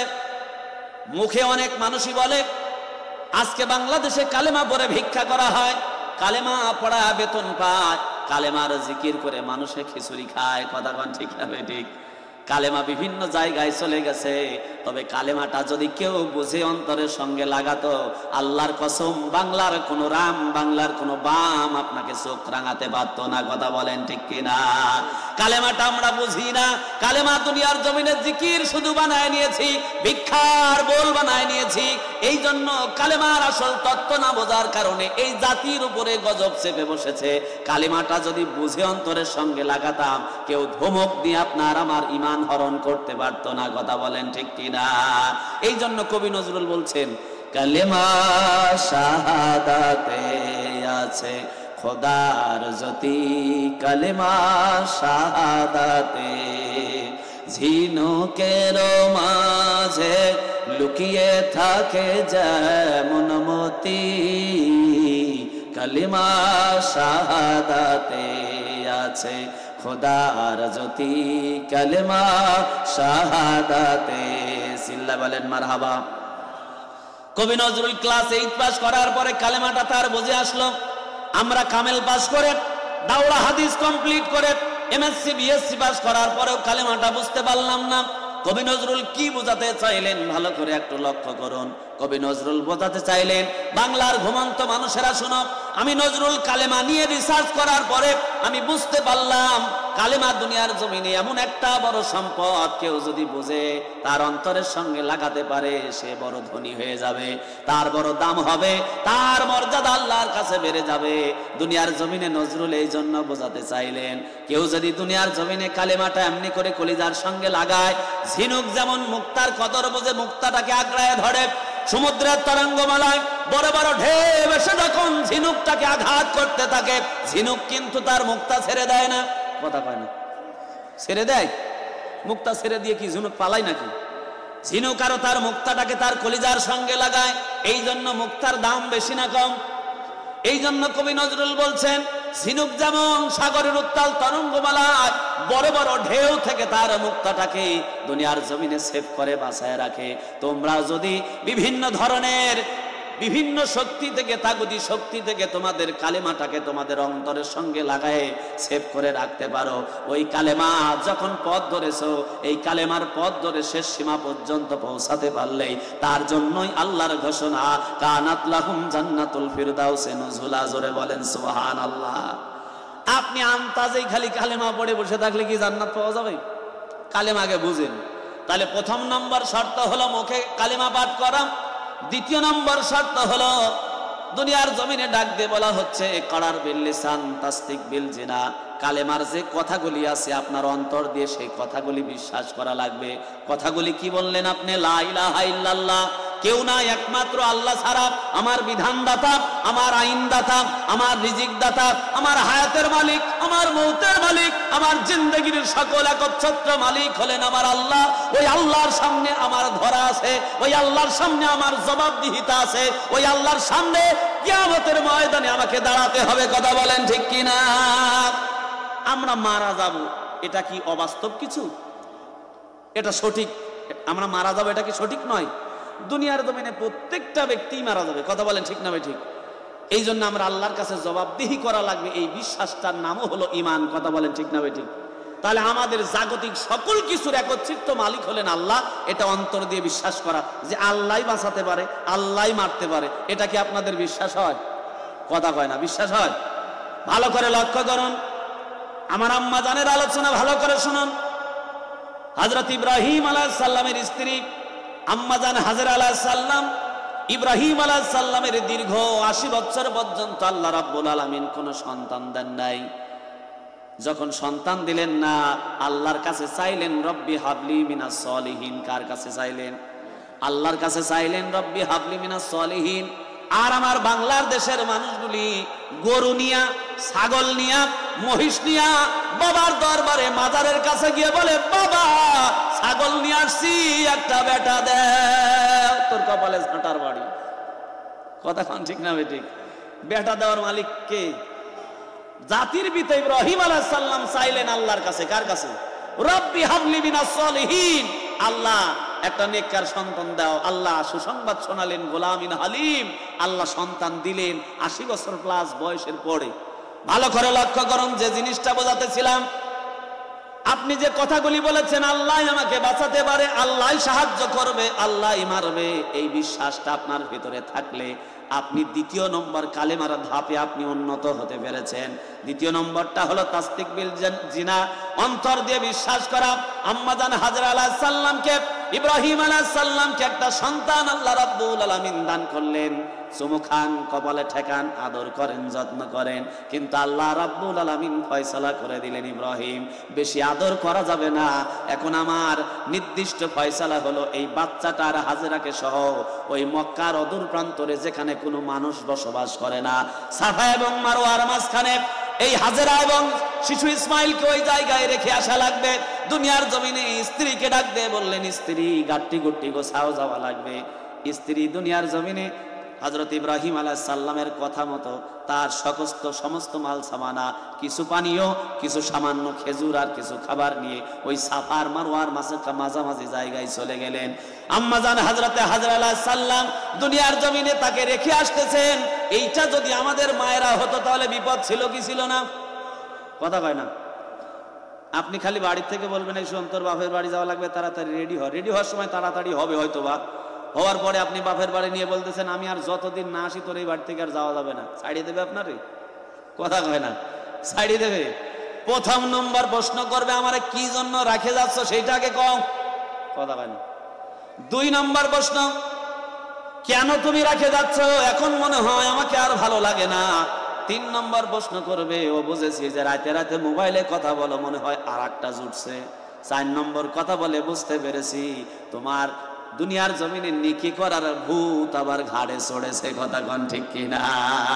নানান ধরনের কথা বলবে, আপনি কি জন্য রেখে আসছেন এইটা বুঝবে না। আম্মা জান হাজরা আলাইহিস সালাম দুনিয়ার জমিনে কি শিক্ষা আমাদেরকে দিলেন, মায়ের একটু ভালো করে খেয়াল করুন। জাতির পিতা ইব্রাহিম আলাইহিস সালাম তাকে রেখে আসতেছেন, আম্মা জান হাজরা আলাইহিস সালাম দুনিয়ার জমিনে তাকে কোনো প্রশ্ন করলেন না, শুধু একটা কথা জিজ্ঞাসা করলেন, স্বামী গো আপনি যে এই জায়গায় আমাদেরকে রেখে যান এটা আপনার ইচ্ছায় না ওই আসমান জমিনের মালিকের ইচ্ছায়? জোরে বলেন না সুবহানাল্লাহ। ও স্বামী, আমাদেরকে এই জায়গায় নির্জন মানুষ নাই দুনিয়ার জমিনে এই জায়গায় রেখে যান, এটা আপনার ইচ্ছায় না আল্লাহর ইচ্ছায়? ইব্রাহিম আলাইহিস সালাম বলেন, হাজেরা রে, দুনিয়ার জমিনে বৃদ্ধ বয়সে আল্লাহ সন্তান দিলেন, আমার কি মনে চায় না সন্তানটাকে চুমু খাইতে, আমার কি মনে চায় না সন্তানটাকে আদর করতে, কিন্তু আমি পারলাম না। এই জায়গায় রেখে যাচ্ছে সিদ্ধান্তটা আমার নয়, এই জায়গায় রেখে যাওয়ার সিদ্ধান্তটা দিয়েছেন স্বয়ং আসমান জমিনের মালিক আল্লাহ তাআলা। চিল্লায় বলেন না সুবহানাল্লাহ। আম্মা জানেরা খেয়াল করুন, হাজরা আলাইহিস সালাম বলছেন, স্বামী গো তাইলে কোনো টেনশন নাই, আপনি চলে যান, কোনো দুশ্চিন্তা করবেন না, কারণ এই সিদ্ধান্ত যদি আল্লাহ দিয়ে থাকে তাহলে অবশ্যই আমি হাজেরা বিশ্বাস করি এই জায়গায় আমাদের জীবিত রাখার জন্য আমার আল্লাহ যথেষ্ট। কথা বলেন সুবহানাল্লাহ। কি বিশ্বাস? আল্লাহ যদি এই দিক নির্দেশনায় নির্দেশ দিয়ে থাকেন তাহলে এই জায়গায় জীবিত রাখার জন্য আমার আল্লাহ যথেষ্ট, কথা বলেন ঠিক না বেঠিক? তাহলে এই রকম বিশ্বাস যে আল্লাহ বাঁচাতে পারে, আল্লাহ মারতে পারে, আল্লাহ খাওয়াতে পারে, এটার নাম হলো তাসদিক বিল জিনা। জোরে বলেন না সুবহানাল্লাহ। এই কালেমার পরের শব্দগুলি হলো মুহাম্মাদুর রাসূলুল্লাহ। আল্লাহকে যেভাবে নির্দ্বিধায় বিশ্বাস করেছেন আল্লাহ দুনিয়ার জমিনে বাঁচাতে পারে, মারতে পারে, খাওয়াতে পারে, তেমনি ভাবে রাসূলের উপরে একনিষ্ঠ বিশ্বাস আনা লাগবে। রাসূলের উপরে বিশ্বাসটা হবে এমন যে নবী আল্লাহর পক্ষ থেকে এসেছেন, মাসুম বেগুনাহ, নবী কোনোদিন গুনাহ করতে পারে না, নবী মিথ্যা বলতে পারে না, নবীর চরিত্র মাসুম বেগুনাহ। কেননা আল্লাহ তাবারাক ওয়া তাআলা বলেছেন ইন্নাকা লা আলা খুলুকিন আযীম, আমার নবীর চরিত্র এত বড় মাপের যে চরিত্র মাপার মতো যন্ত্র পৃথিবীতে আমি আবিষ্কার করি নাই। জোরে বলেন না সুবহানাল্লাহ। আমার বাজানরা লক্ষ্য করুন, এইরকম বিশ্বাস রাসূলের উপরেও থাকা লাগবে। সাহাবীরা কেমন বিশ্বাস রাখতেন লক্ষ্য করেন। দুনিয়ার জমিনে নবী মুহাম্মদ রাসূলুল্লাহ সাল্লাল্লাহু আলাইহি ওয়াসাল্লাম ইহুদির কাছ থেকে কিছু কর্জ নিয়েছেন, এক সপ্তাহের জন্য, মনে করেন শুক্রবারে নিয়েছেন, আগামী শুক্রবারে পরিশোধ করেও দিয়েছেন। এক সপ্তাহ সময়ের মধ্যে লেনদেন কমপ্লিট হয়ে গেছে। কিন্তু ইহুদি একটা বাঁকা জাতির নাম, এরা মুসলমানের ভালো কোন সময় দেখতে পারে না। ইতিহাস সাক্ষী দেয় আল্লাহ রাসূলের সঙ্গে দুনিয়ার জমিনে যত জিহাদ সংগঠিত হয়েছে প্রত্যেকটা জিহাদের ইন্ধন জুগিয়েছে ইহুদির বাচ্চারা। কথা বলেন ঠিক কিনা? ইতিহাস পড়ে দেখবেন ইহুদিরা ছিল এই যুদ্ধগুলি সংগঠিত করার মূল হোতা। এরা পিছনে কলকাঠি নাড়িয়েছে। কথা বলেন ঠিক না বেঠিক? আজকে প্যালেস্টাইনের দিকে তাকায় দেখেন, যে জায়গায় ইহুদি ওই জায়গায় মুসলমানরা বেশি নির্যাতিত। কথা বলেন ঠিক না বেঠিক? আমার ভাইজানেরা লক্ষ্য করুন, ইহুদি একটা বাঁকা জাতির নাম। আল্লাহ রাসূল মসজিদে নববীতে নামাজ আদায়ের পরে যখন বের হলেন, ইহুদি এসে দাঁড়িয়ে বলতেছে, মুহাম্মদ, আমি যে টাকাগুলো তোমাকে দিয়েছি টাকাগুলো নগদে ফেরত দাও। এখন আল্লাহর নবী বলছেন, ভাই কি কথা বলো, তুমি যে টাকা দিয়েছিলে টাকাগুলি তো তোমাকে আবার পরিশোধ করে দিয়েছি।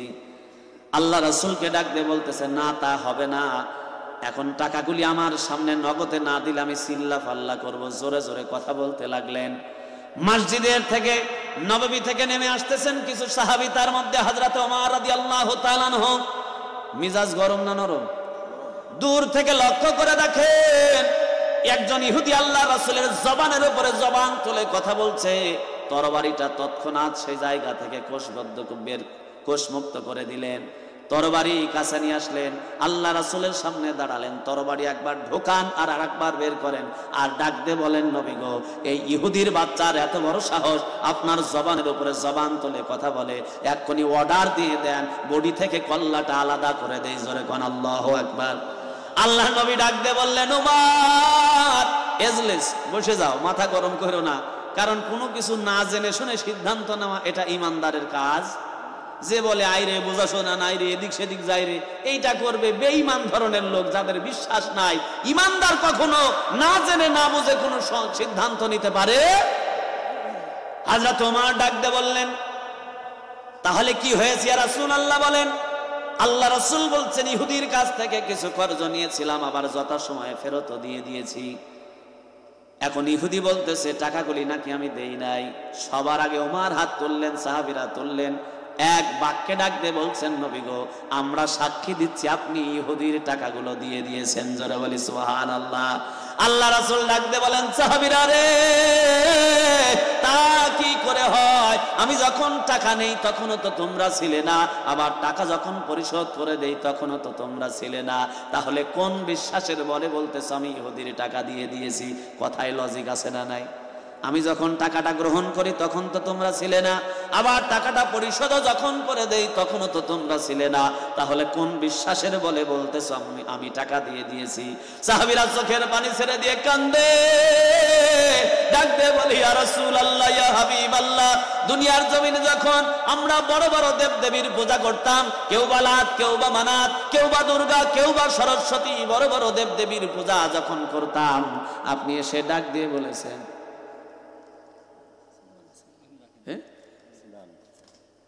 সুবহানাল্লাহ, আলহামদুলিল্লাহ, লা ইলাহা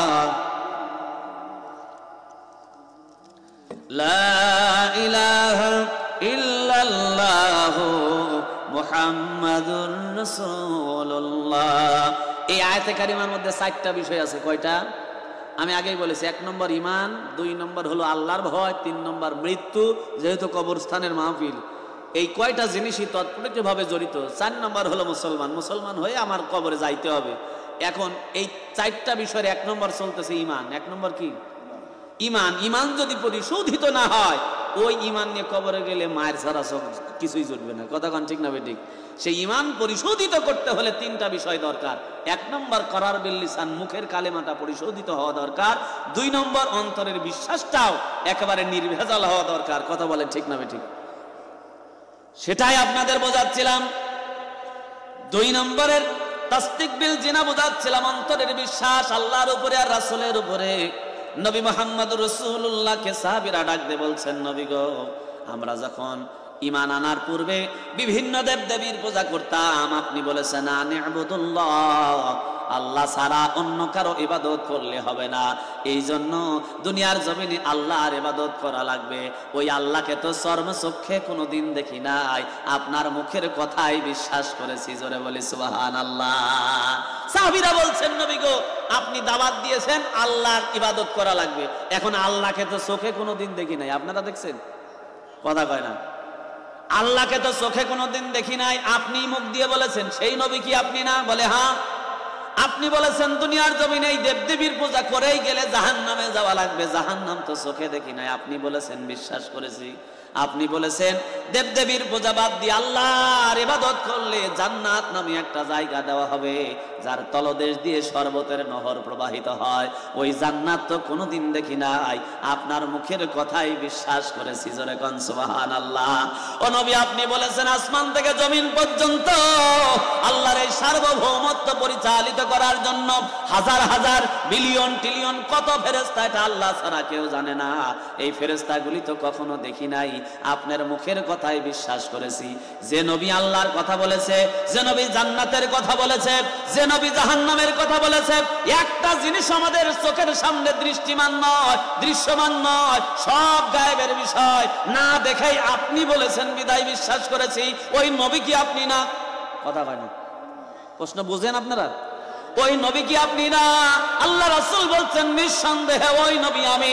সাহাবীরা ডাক দিয়ে বলছেন, এত বড় বড় গায়েবের বিষয় যদি না দেখে বিশ্বাস করতে পারি, তাহলে ছোট্ট একটা জিনিস ইহুদির টাকা দিয়েছেন, এটা ওই নবী আপনি বলছেন, কেন বিশ্বাস হবে না?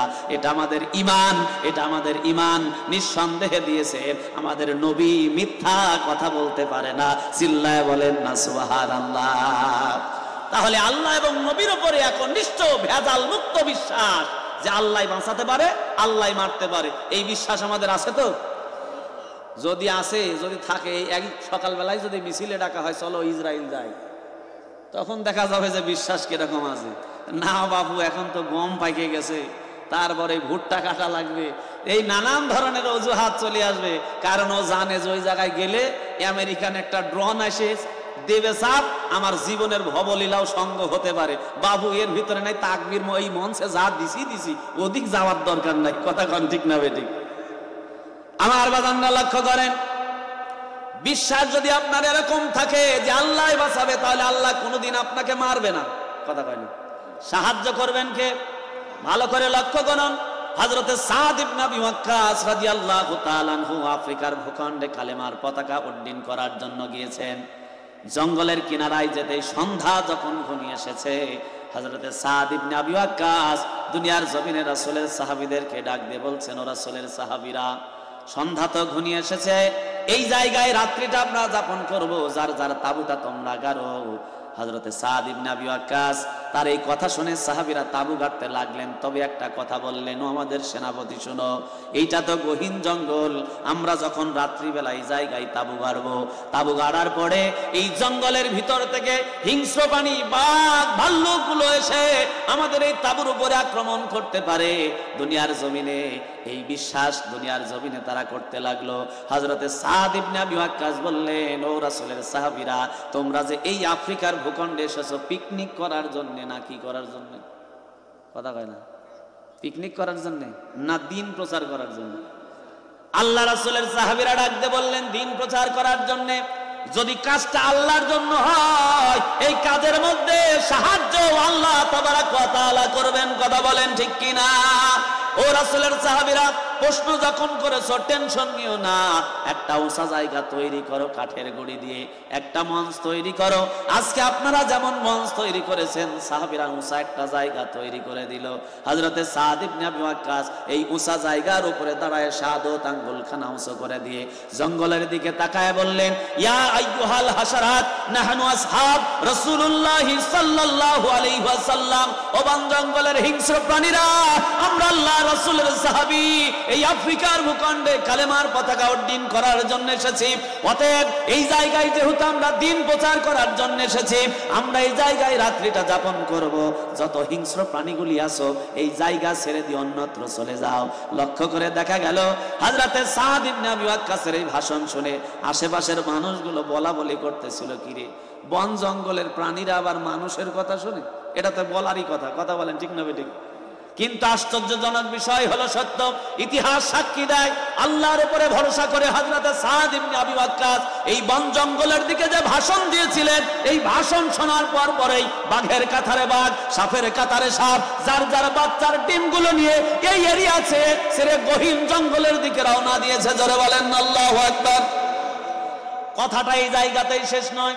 আল্লাহর উপরে বিশ্বাস যদি খাঁটি থাকে, সাহায্য করবেন কে? সকাল যখন হয়ে গেল, সকল সাহাবীদেরকে বললেন, তোমরা যার যার এই মাল সামানাগুলি গোছায় নাও। জঙ্গল পার হতে আরেকটা বিপদ বেঁধে গেল। এই বিপদটার নাম হলো দাজলা নদী। কি নদী? তাফসীরের মধ্যে আসছে দাজলা নদীর কিনারায় দাঁড়িয়ে সাদ ইবনে আবি ওয়াক্কাস বললেন, লক্ষ্য করে দেখো দাজলা নদীর কি তরঙ্গমালা, বড় বড় ঢেউগুলি এসে পাহাড়ের কিনারায়, একেবারে পাহাড়ের কিনারা আশ্রয় করতেছে। কোনো মানুষ যদি তৎক্ষণাৎ এই জায়গায় হাঁটে অথবা দাঁড়ায় তলায় যাবে নিশ্চিত। কিন্তু লক্ষ্য করে দেখো এই নদী পার হয়ে তো আফ্রিকার ভূখণ্ডে যাওয়া লাগবে। পার হওয়ার কোনো নৌকা নাই, পার হওয়ার কোনো স্টিমার নাই, তাহলে পার কেমনে হবে? এখন আবার মদিনায় ফিরে যাবে, নাই আফ্রিকার ভূখণ্ডে কালেমার পতাকা পথ করে উড়াবে। সাহাবীরা ডাকতে বললেন, আপনি আমাদের সেনাপতি, আপনি যেটা বলবেন সেটা হবে। হযরতে সাদ ইবনে আবি ওয়াক্কাস বললেন, তাহলে একটা কাজ করো, যার যার ঘোড়ার লাগামগুলি শক্ত করে ধরো, বিশ্বাস করো এইটা আমরা দিন প্রচার করার জন্য এসেছি। আল্লাহ যদি আমাদের মধ্য দিয়ে দিন প্রচার করার তৌফিক দান করেন, তাহলে আমি সাদ ইবনে আবি ওয়াক্কাস বিশ্বাস করি এই দাজলা নদীর পানি আমাদের গ্রাস করতে পারবে না। চিল্লায় বলেন না সুবহানাল্লাহ। আর আল্লাহ যদি চান অবশ্যই আমরা এই পানির মধ্যে শহীদ হব। আল্লাহ যদি এটা নির্ধারণ করেন, তবে আমার বিশ্বাস মুসা আলাইহিস সালামকে যদি আল্লাহ লোহিত সাগরের মধ্যে 12টা রাস্তা করে দিতে পারে, ওই আল্লাহ এখনো আছে না নাই? কথা কয় না, আছে না নাই?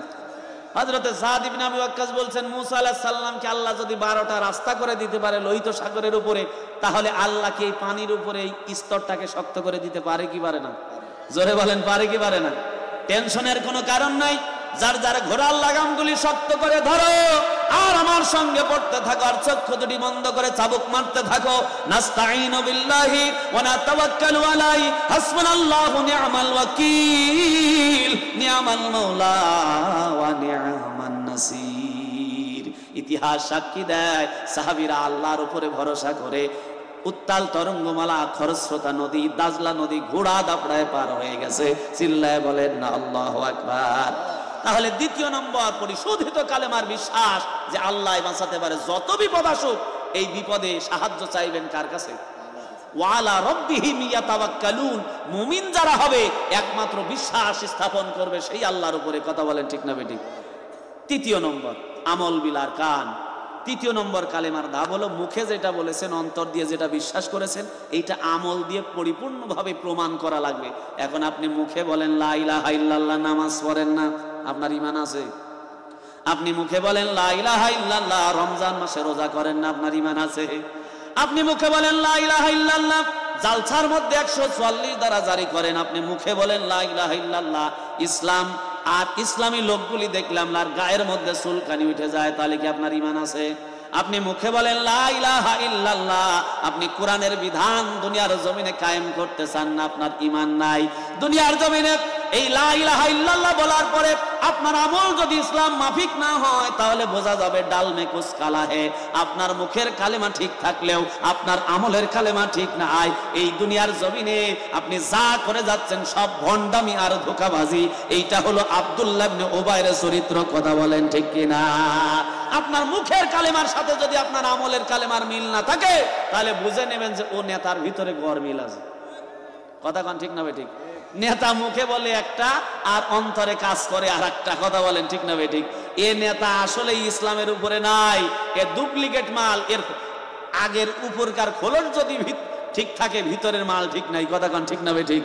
সম্মানিত উপস্থিতি, তাহলে 1 নম্বর ঈমান পরিশোধিত করতে হলে আপনার মুখের কালেমা যেমন পরিশোধিত হবে, সঠিক হবে, অন্তরেরটাও সঠিক হবে, আমলেরটাও সঠিক হবে।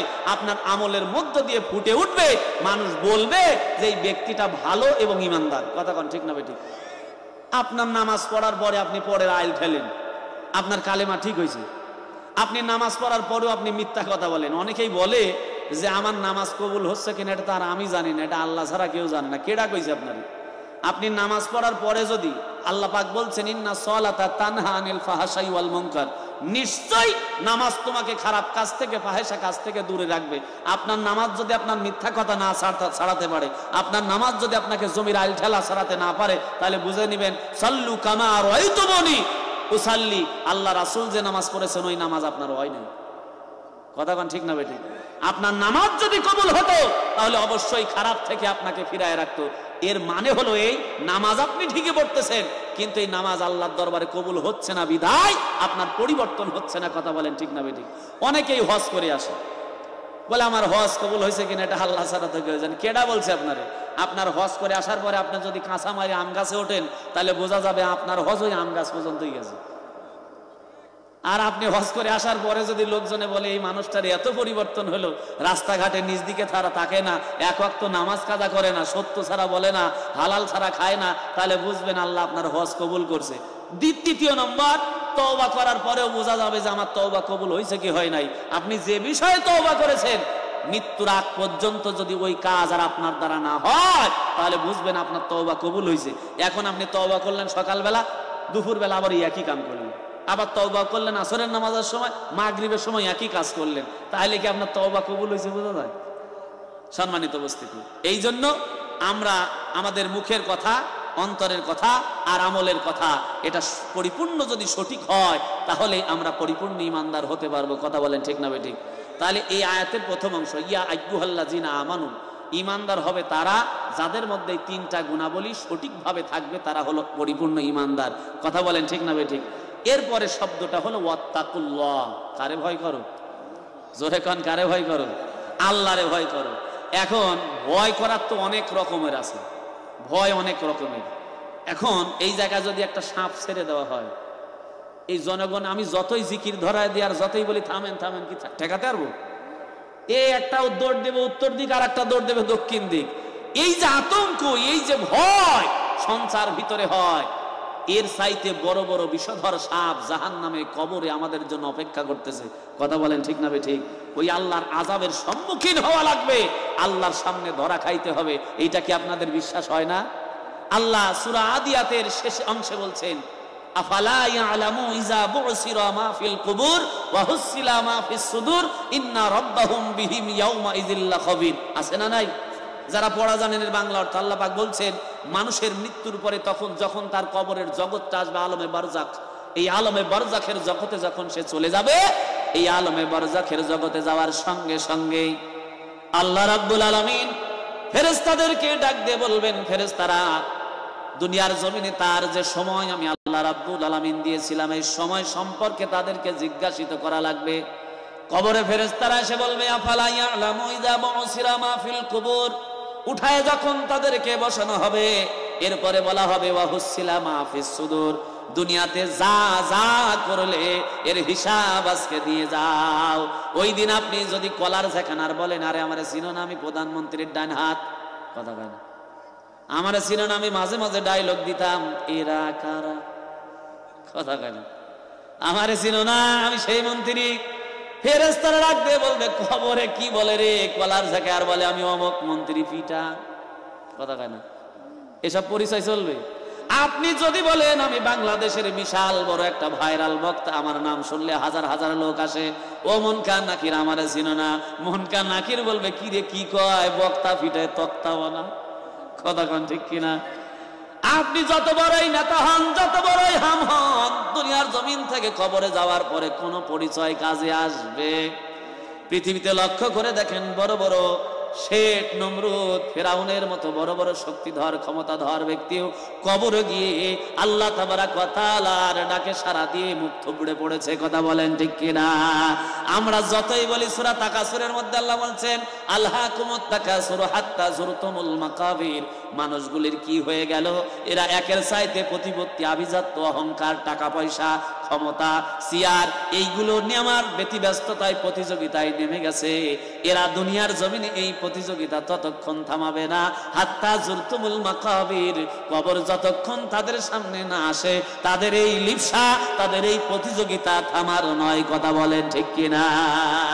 মরার ঝাঁকুনি উঠে গেছে, তারপরেও বলে কে রে ওই ডান খেতের ভুঁয়ে কি গম বোনা হয়েছে? কথা খায় না, মরে যাচ্ছে, ঝাঁকুনি উঠতেছে। লামিয়াতা গার্গির, মৃত্যুর আগে যে ঝাঁকুনি ওঠে, তারপরেও ওর গমের বেসন বোনার চিন্তা আছে না নাই? কথাক্ষণ আছে না নাই? সম্মানিত উপস্থিতি, আল্লাহ সেটাই বোঝালেন, বান্দা এমন দুনিয়ার জমিনে তার এই খায়েশ, তার এই চাহিদা মিটবে না ততক্ষণ যতক্ষণ কবর না তার সামনে আসে। এই জন্য আমার বাদান্দা, প্রত্যেকটা ব্যক্তি দুনিয়ার জমিনে যতই ক্ষমতা ধারক না কেন, কোনো অবকাশ কবরের মধ্যে চলবে না। দুনিয়ার জমিনে একজন কবি এই জন্য সুন্দর গান লিখেছেন, পৃথিবীতে কেউ স্থায়ী হয় না, হোক না সে ফেরাউন কিবা নমরুদ, কেউ ভবে চিরকাল রয় না, কেউ ভবে চিরকাল রয় না। চলে যাই সব ছেড়ে যেতে হয়, মৃত্যু মানে না কোনো পরিচয়। মানবে? আপনি কোনেকার বক্তা, কোনেকার তক্তা, কোনেকার নেতা, কোনো পরিচয় কবরে দেওয়া হবে না, মানবে না। চলে যাই সব ছেড়ে যেতে হয়, মৃত্যু মানে না কোনো পরিচয়। সব রাজা মহারাজা আর মহাবীর, সব রাজা মহারাজা আর মহাবীর, কাউকে সে অবকাশ দেয় না। পৃথিবীতে কেউ স্থায়ী হয় না, হোক না সে ফেরাউন কিবা নমরুদ, কেউ ভাবে চিরকাল রয় না। চিল্লায় বলেন কথা ঠিক কিনা? তাহলে আমাদের কবরে যাওয়া লাগবে, এটাই বাস্তবতা। আমরা কোরআনুল কারীমের একটা আয়াত সুপরিচিত, মানুষ মারা গেলেই লাশ সামনে নিয়ে প্রত্যেকটা আলেম, প্রত্যেকটা হুজুর একটা কথা বলে। দুনিয়ার জমিনে আমরা সকলেই জানি কুল্লু নাফসিন যায়িকাতুল মাউত, যার জীবন আছে তার মৃত্যুর স্বাদ গ্রহণ করা লাগবে। এই আয়াতটা শুনে শুনে আমরা অভ্যস্ত আছি। দুনিয়ার জমিনে যে কোরআন পড়তে জানেও না সে ওই আয়াত শুনেছে। আমার বাজানরা লক্ষ্য করেন, যদি মানুষের দুনিয়ার জমিনে মৃত্যু হয়ে যায়, তাহলে ওই যে বাম পাশে ডান পাশে কবর, ওই কবরে যাওয়ার জন্য কার কেমন মাল সামানা আছে আপনাদের জোগাড়, এইটা যদি এখন জিজ্ঞাসা করি সকলেই দেখা যাবে বয়স হয়ে গেছে 70 বছর, কারো বা 40 বছর, কারো বা 50 বছর, কিন্তু এই 50 বছরে এখনো 5 ওয়াক্ত নামাজি হতে পারি নাই। 50 বছরে রমজান মাসে কত রোজা ছুটে গেছে, 50 বছরে দুনিয়ার জমিনে মিথ্যা কথা ছাড়তে পারি নাই। তাহলে এখন নিয়ত করেন যে আল্লাহর দরবারে গিয়ে আমি কেমনে জবাব দেব? কথা বলেন ঠিক কিনা? আলহাজ আব্দুল আজিজ সাহেব 5000 টাকা আল্লাহ দান কবুল করো, জোরে বলে আমিন। আল্লাহ যে নিয়তে দিয়েছে নিয়তটা বড় কবুল করো, তার আত্মীয় স্বজনের কবরটা জান্নাতের বাগান বানায় দাও, জোরে বলে আমিন। যেহেতু আপনারা টাকা দিচ্ছেন, তার মানে আলোচনার সামনের দিকে আগানো সম্ভব নয়। তাহলে আমি দুই নম্বর বিষয়ের উপরে আছি, ওয়াত্তাকুল্লাহ। কারে ভয় করা লাগবে? আল্লাহর ভয় যার অন্তরে থাকবে, বিশ্বাস করেন প্রতিনিয়ত যে ব্যক্তি আল্লাহকে স্মরণ করে তার দ্বারা কোনোদিন খারাপ কাজ হতে, যে বিশ্বাস করে যে আমি মৃত্যুর পরে আল্লাহর সামনে দাঁড়াবো, এই বিশ্বাসটা যার আছে সে খারাপ কাজ করতে পারে না। একটু জিকির করি সুবহানাল্লাহ আলহামদুলিল্লাহ লা জোরে সুবহানাল্লাহ আলহামদুলিল্লাহ লা ইলাহা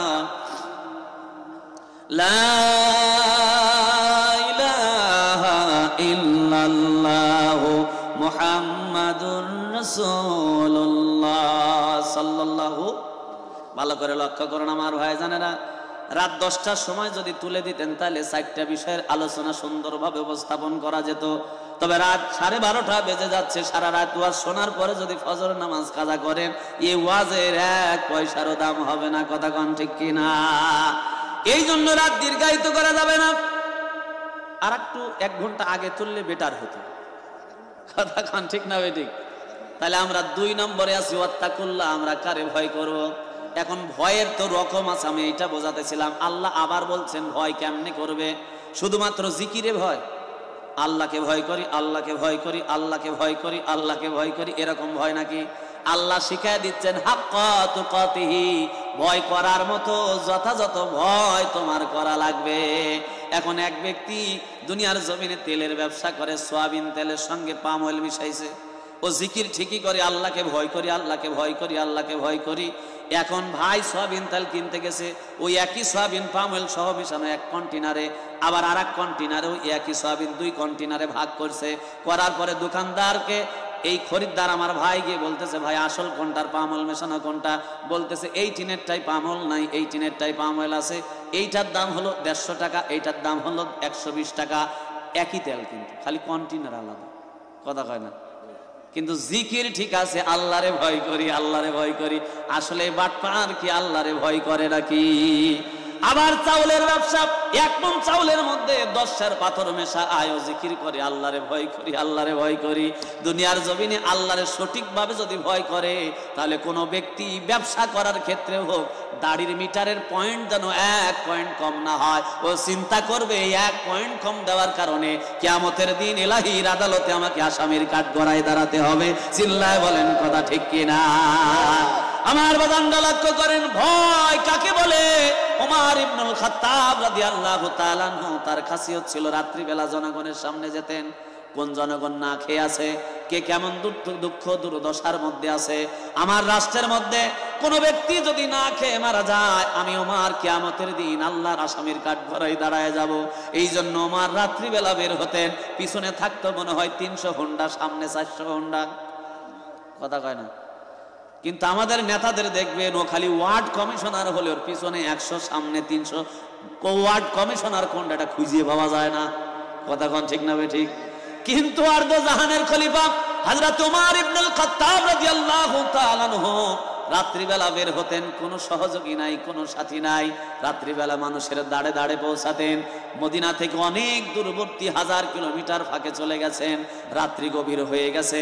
এবার একেবারে সালাতুল ফজরের পূর্বক্ষণে একটা বাড়ির কিনারায় কথোপকথন শোনা যায়। হযরত ওমর দাঁড়ালেন, থমকে দেখতে পান একজন মেয়ে তার মাকে ডাক দিয়ে বলতেছে, মা, দুনিয়ার জমিনে আমরা যে গাভীটা দহন করে প্রত্যেকদিন দুধ বিক্রি করে সংসার চালাই, আজকে এই গাভীটার দুধ হয়েছে অর্ধেক।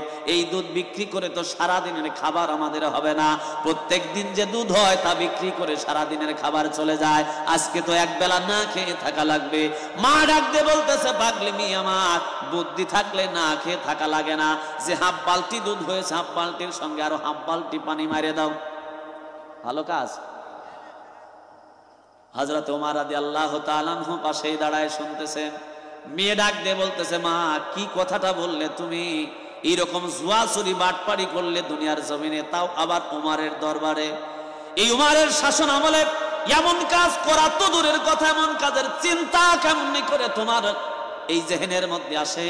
কারণ দুনিয়ার জমিনে ওমর হলো সেই শাসক যে নিজের ছেলে আবু শামাকেও ছাড়ে নাই, বেত্রাঘাত করতে করতে দুনিয়ার জমিন থেকে বিদায় করে দিয়েছে। কথা বলেন ঠিক কিনা?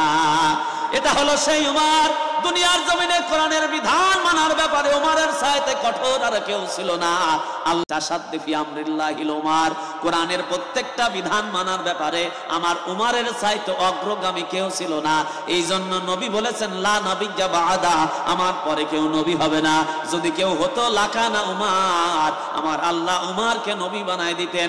উমারের ক্যারেক্টারের কারণে উমার কোরআনের প্রত্যেকটা বিধানের ব্যাপারে খুবই সতর্ক এবং মেপে মেপে কথা বলতেন, মেপে মেপে কাজ করতেন, কোরআন মাফিক। জোরে বলেন সুবহানাল্লাহ। মেয়ে ডাক দিয়ে বলতেছে মা, সেই উমারের শাসন আমলে দাঁড়ায় তুমি কেমনি করে চিন্তা করতে পারো দুধের মধ্যে পানি মেশাবে? যে উমার নিজের সন্তানকে ছাড়ে না, সঠিক বিচার করে দুনিয়ার জমিন থেকে বিদায় করে দেয়। মা ডাক দিয়ে বলতেছে পাগলি মিয়া আমার, এই সুবে সাদেকের সময় উমার আসবে কোন জায়গা থেকে? আসে না নাই? আরে পাগল একটা, এখন উমার কোন জায়গায়? মেয়ে ডাক দিয়ে বলতেছে উমার না থাকলে উমানের বাহিনী থাকতে পারে। বলে বাহিনী এত রাতের মধ্যে আমার দরজার সামনে এসে দাঁড়ায় নাই, তুই পানি মিশা। দুনিয়ার জমিনে মেয়ে আবার ডাক দিয়ে বলতেছে মা শোনো, তুমি পানি মেশাতে বলতেছো সব ঠিক আছে, উমার যদি বা না দেখে, উমারের বাহিনী যদি বা না দেখে, উমারকে তৈরি করেছেন যে আল্লাহ, উমারের বাহিনীকে তৈরি করেছেন যে আল্লাহ, তোমাকে তৈরি করেছেন যে আল্লাহ, আমাকে তৈরি করেছেন যে আল্লাহ।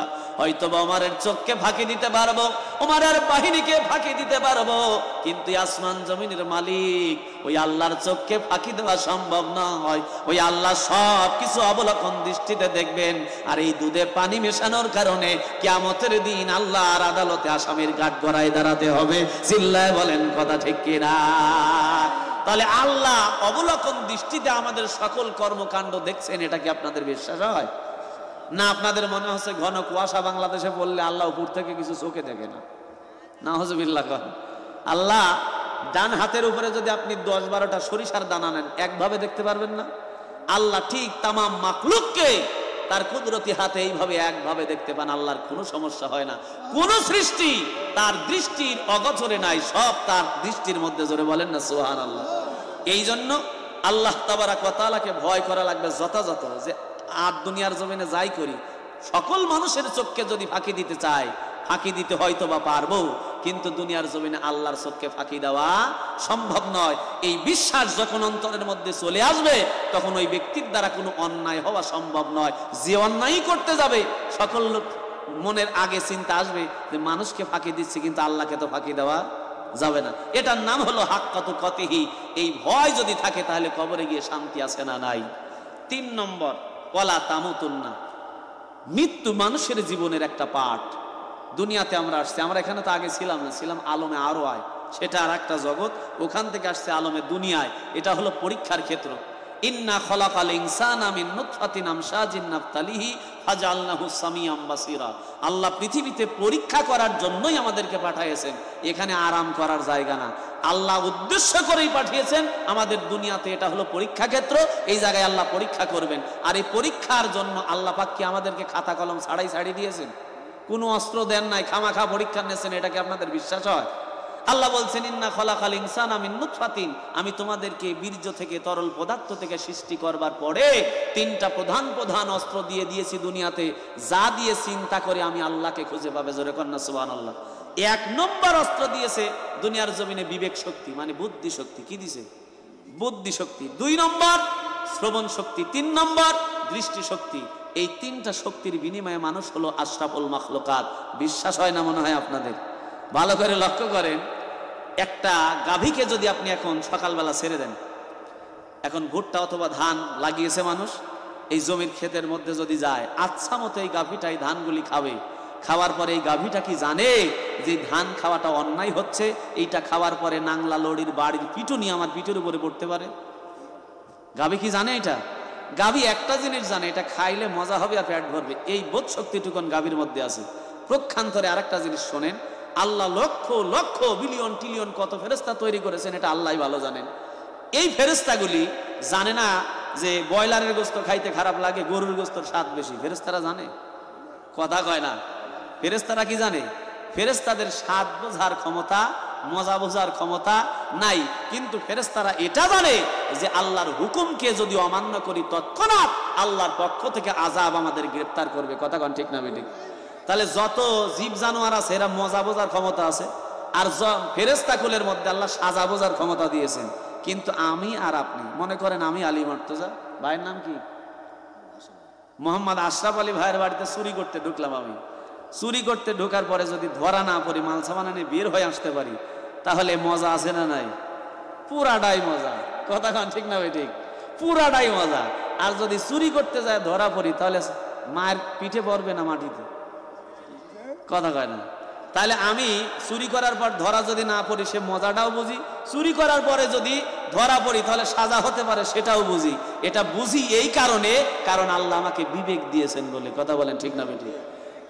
এই জন্য আমার বাদানরা লক্ষ্য করুন, পৃথিবীতে প্রত্যেকটা মানুষকে আল্লাহ অস্ত্রগুলি দিয়েছেন। আপনি মাথা দিয়ে চিন্তা করবেন, আকাশের দিকে তাকান।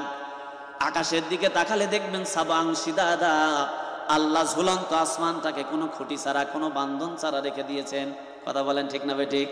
এই মাথা দিয়ে চিন্তা করেন, চোখ দিয়ে দেখেন, এই চোখ দিয়ে দেখার পরে মাথা দিয়ে বিবেক দিয়ে চিন্তা করেন, তাই তো ঠিক কথা। সাবাং সিদাদা, আল্লাহ আসমান তৈরি করেছেন সাততলা, কোনো খুঁটি নাই, কোনো বান্ধন নাই। আল্লাহ তাবারাক ওয়া তাআলা বিশাল এই আসমানকে যদি আমাদের মাথার উপরে খুঁটি ছাড়া, বান্ধন ছাড়া তৈরি করতে পারেন, তাহলে আমি আপনি মারা যাওয়ার পরে আল্লাহ কবরের মধ্যে আবার তাজা করে আমাদের জবাবদিহির কাঠগড়ায় দাঁড় করাতে পারবেন। কথা বলেন ঠিক কিনা?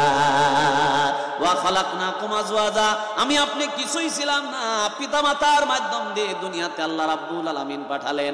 তাহলে আমরা আবার কবরের মধ্যে যখন চলে যাব, আল্লাহ রাব্বুল আলামিন আবার আমাদের জীবিত করে তার কাঠগড়ায় দাঁড় করায় হিসাব নেবেন। কথা বলেন ঠিক কিনা?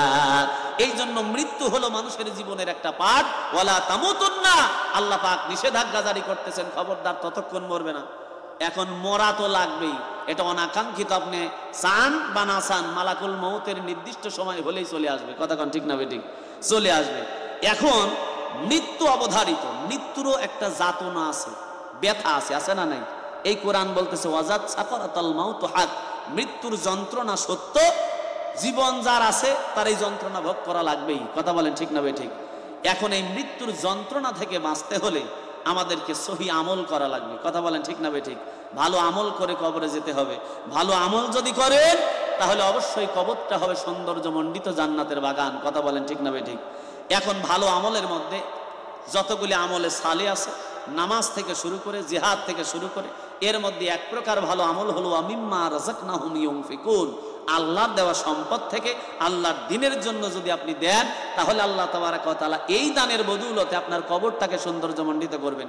আপনারা বাড়িতে টাইলস লাগাচ্ছেন, একতলা বাড়ি করতেছেন, পিলার করে বালি করতেছেন, একটাই উদ্দেশ্য, যাতে করে ঝড় বাতাসে বৃষ্টিতে আমরা একটু ভালোভাবে এই জায়গায় থাকতে পারি। তাহলে এই চিন্তাটা কি কোনোদিনও হয় না? অন্ধকার কবর, অনন্তকাল যেখানে থাকা লাগবে, ওই কবরটাকে একটু সৌন্দর্যমণ্ডিত করা লাগবে। কথা কয় না?